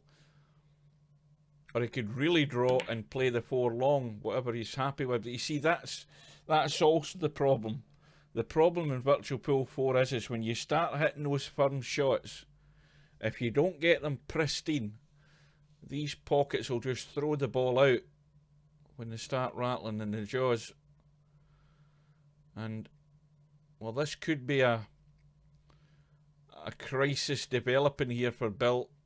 If Fast Eddie can pinch this one. And he's hung up the 3. So, well, Bill certainly, maybe he's getting a bit like a cat with 9 lives. He's certainly used up a couple so far, and this might be another one. And in goes the 3.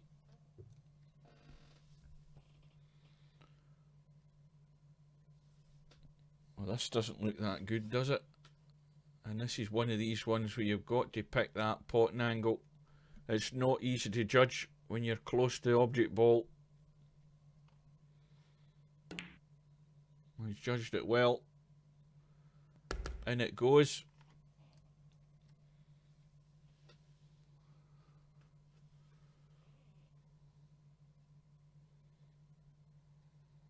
Needs to just draw off this stun down and leave himself a decent angle in the 7. Well, he's got enough that he can run around the corner, but he doesn't want to run into the 9 ball. He wants to avoid that, and he's avoided it.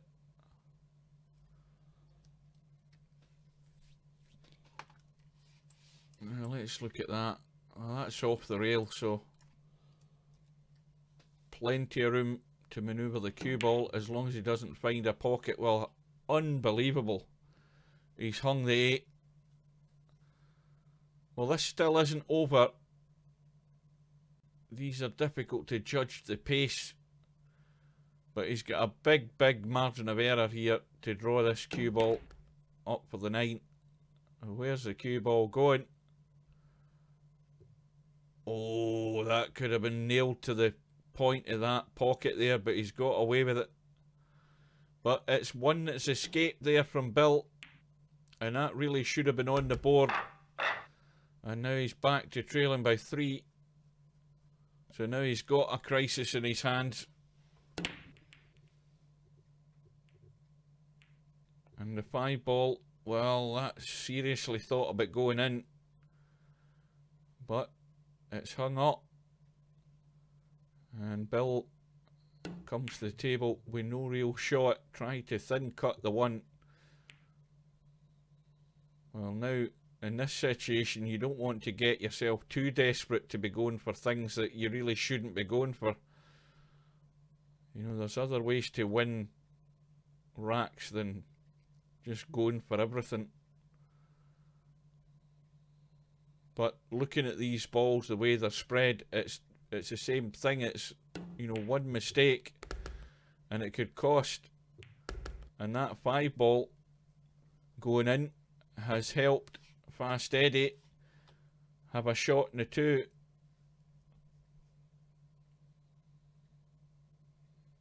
Well, when he pots this 2, he's ending up over the left hand side at the top end of the table.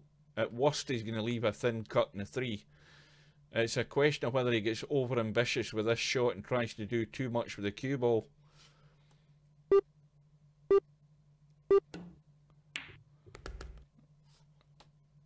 Well, that's what he's leaving himself. There's no bank on, so it's going to be the thin cut. And this is tough.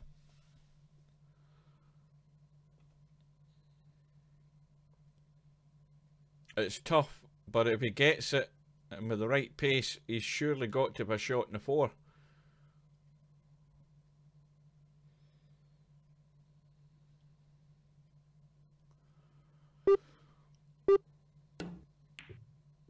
And he's overcut it. And Bill's going to have a shot in the 3.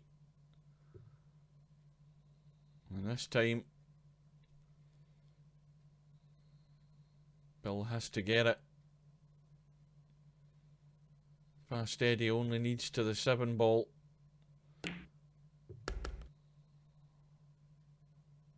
Oh, how's the pace in this cue ball? Well, it's one of those, it's turning into one of those matches. Bill's doing everything to find all the problems, and now he's having to dig himself out another one. And he's got the jump, and he's avoided the scratch, and he's on the 6. So somehow, one way or another, Bill's still in the rack. And this is a crucial one again. And it's a good angle in the 7 to get over by the 9. Not hooking yourself behind the 9, but getting on the 8. Well, he's gone the other way, but he's going to finish nowhere. Oh dear. Well, that's 2 goes he's had at putting himself in trouble, and he's been successful in both. So now he's trying to... He's surely got to try and hide this 8 ball somewhere. You could certainly cut it to the side rail and try and just drop it over by the 9. Send a cue ball that way.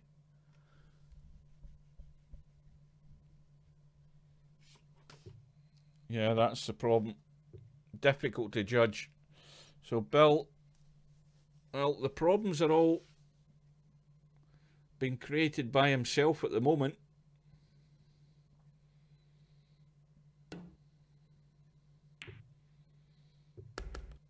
And of course, Fast Eddie's extra money ball's gone, but he just had to roll the 8. Drop behind the 9. So this for 5-1. Well, it's now turning into a major crisis. And Bill has to win one of these quickly if he's going to get himself back in this match. But he's not going to be doing that as long as Fast Eddie's breaking and balls are dropping. Plus the fact he's sitting pretty in the 3. Plenty of room to get the 4 ball past the 9 ball.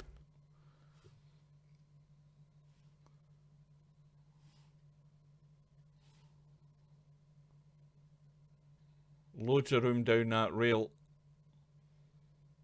And certainly plenty of room to actually cheat it off the side rail into that corner pocket, but got to be 100% at it. Well, he's gone full-blooded and he's drawn back as best he can to get a better shot on the 5 into the same pocket.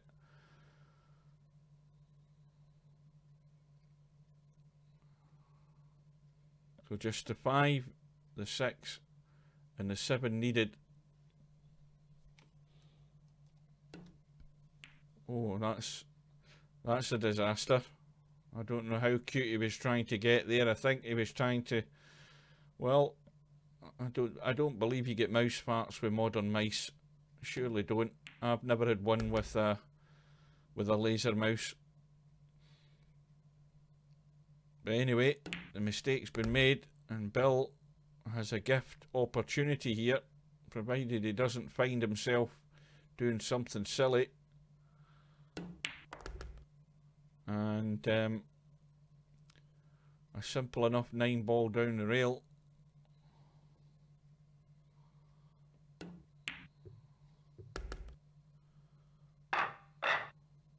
So Bill's got 1 back. He's trailing 5-2.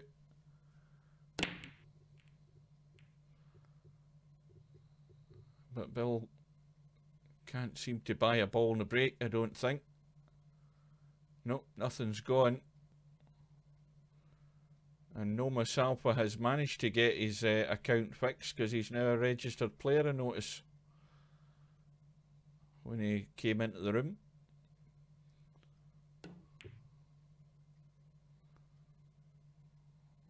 Well, this 1 ball's asking to be dropped into this corner pocket, but Bill's misjudged the kick. But now we've a possible, and I say a very ambitious possible 1-4-6 combo. Well, the 4-6 combo's definitely set. It's just about hitting that 1 onto the 4 and getting it thick enough In goes the 6. Cue balls run around and come out for the 1. 2 balls on into the right middle pocket. 3 balls blocked into this corner pocket by the 4, but if you can get over to that left hand side of the table, you'll have a shot and a 3 into the bottom right. Or can he come back and get the 3 into the... Well, he's got the angle to come back and take the 3 into the other middle pocket. The possibility to do that. Might end up taking it long now that he's finishing the rail. And the other thing is, the cue ball really, I think, can only go forward, and the direction it's going, it has to go a long way forward to get off that side rail, the far end rail, and back into the table, avoiding the 9. I think he's okay. Looks as if he's lining up for the middle.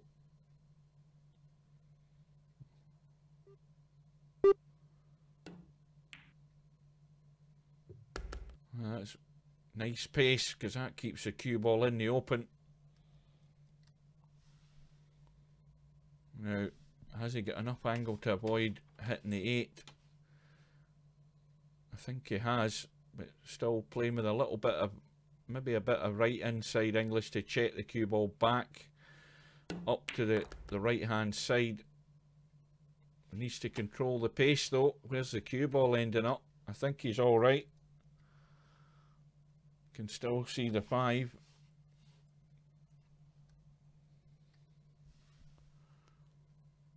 So just the 5 and the 7. And of course that's the other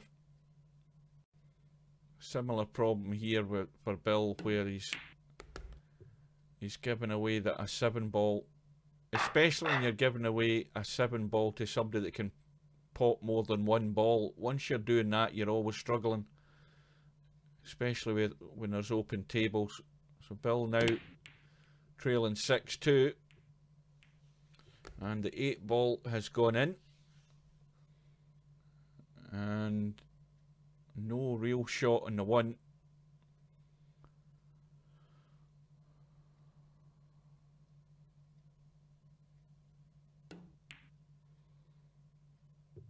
I'm just trying to nail the cue ball to the 5.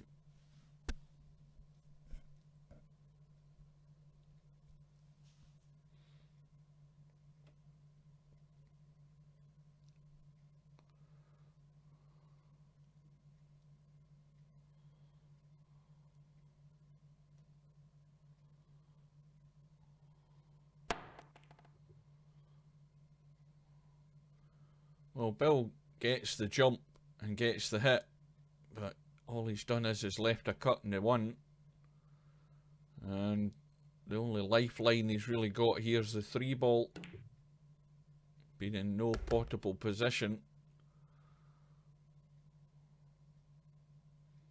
Now Fast Eddie has got a thin cut in the 2, but he's got lots of room to get this cue ball running up and down the table and try and run into something here, because I think that's his best bet. This is where you hit and hope, and hope you get lucky and move something to get on this 3 ball, unless he wants to try and well, he has tried that. Oh, he scratched. So an effort to try and get over there and nudge something has given Bill ball in hand.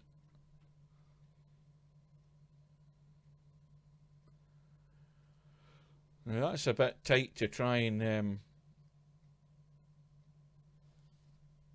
I was thinking that, I thought he was going to try and roll that into the middle, so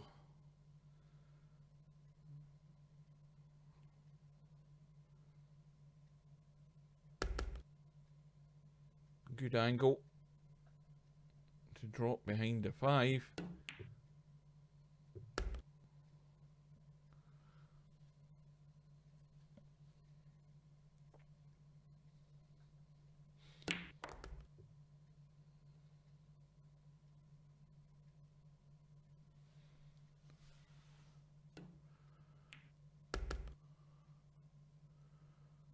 So this is going to get one back, but it's a bit of a long haul back.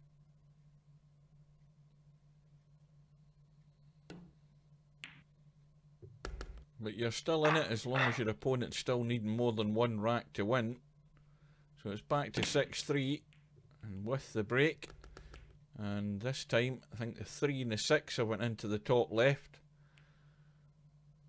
and Bill's had no luck on the 1 ball and just looking to push. Well, there's a problem with this push shot again because the 2 and the 9 ball are close, because if you leave it in such a position that your opponent has just got an easy roll up to push the 1 past, then you're just opening yourself up to be buried behind the 2 and the 9. So in that case, Bill's potted the 9, and the only problem that's happened there is the cue ball rolled right in the path of the 9 ball when it's spotted. So he's been put back in, and now he's kicked at the 1. Well, he's left a shot on. Well, that was unlucky.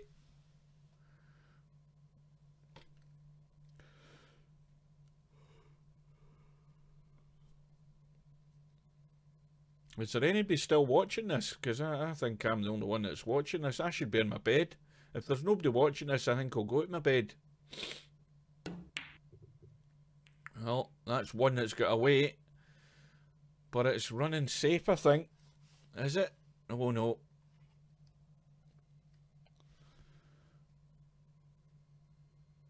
Nine watching, is there? I think 7 of them must be asleep, because I'm certainly nearly asleep.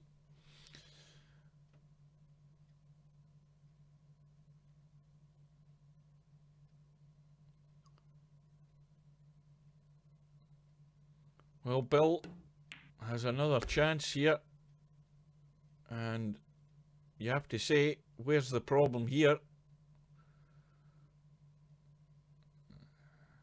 The only problem's hooking yourself behind the 8 ball when you're trying to go on the 5.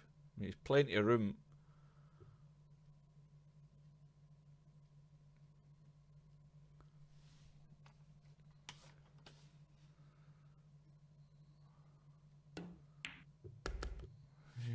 Bill's checking it up. You see, I tend to want to, with that shot that he's played, I tend to want to spin it that way to come out, so I'm taking the 7 into that pocket. This is now awkward because it's into a blind pocket, and he's gone full-blooded, and he's got it, but he's going to have to get another good shot to not only pot the 8, but to give him a decent shot in this 9. And he doesn't want to be messing with that middle pocket. Oh, he's way off the mark. You see, that's how you put pressure on yourself. You get yourself out of shape in the 1 shot. And I still think that he played the wrong shot on that 7. I tended to want... My instinct told me to skim down the rail and come out for the 7 into the same corner pocket rather than playing it up the table. And that's been his downfall there. Very easy with hindsight to say that, but that's how he ended up getting himself out of shape.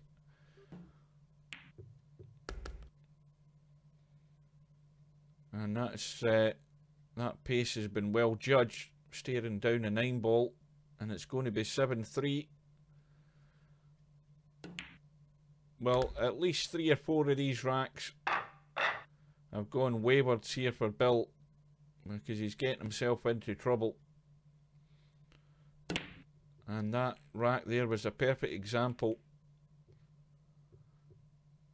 So Fast Eddie leading 7-3, but another dry break. But, well, Bill's now going to be feeling forced into banking the 1, which he has done, and going all out, because he's got a wide open table. But he knows he can't afford a mistake giving away this 7 ball.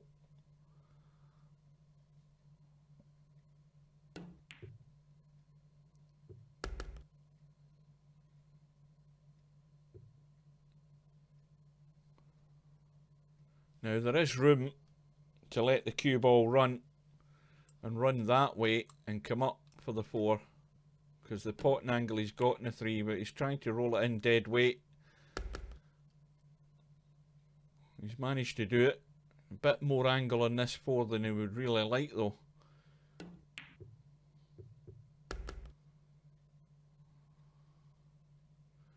I don't know whether he can...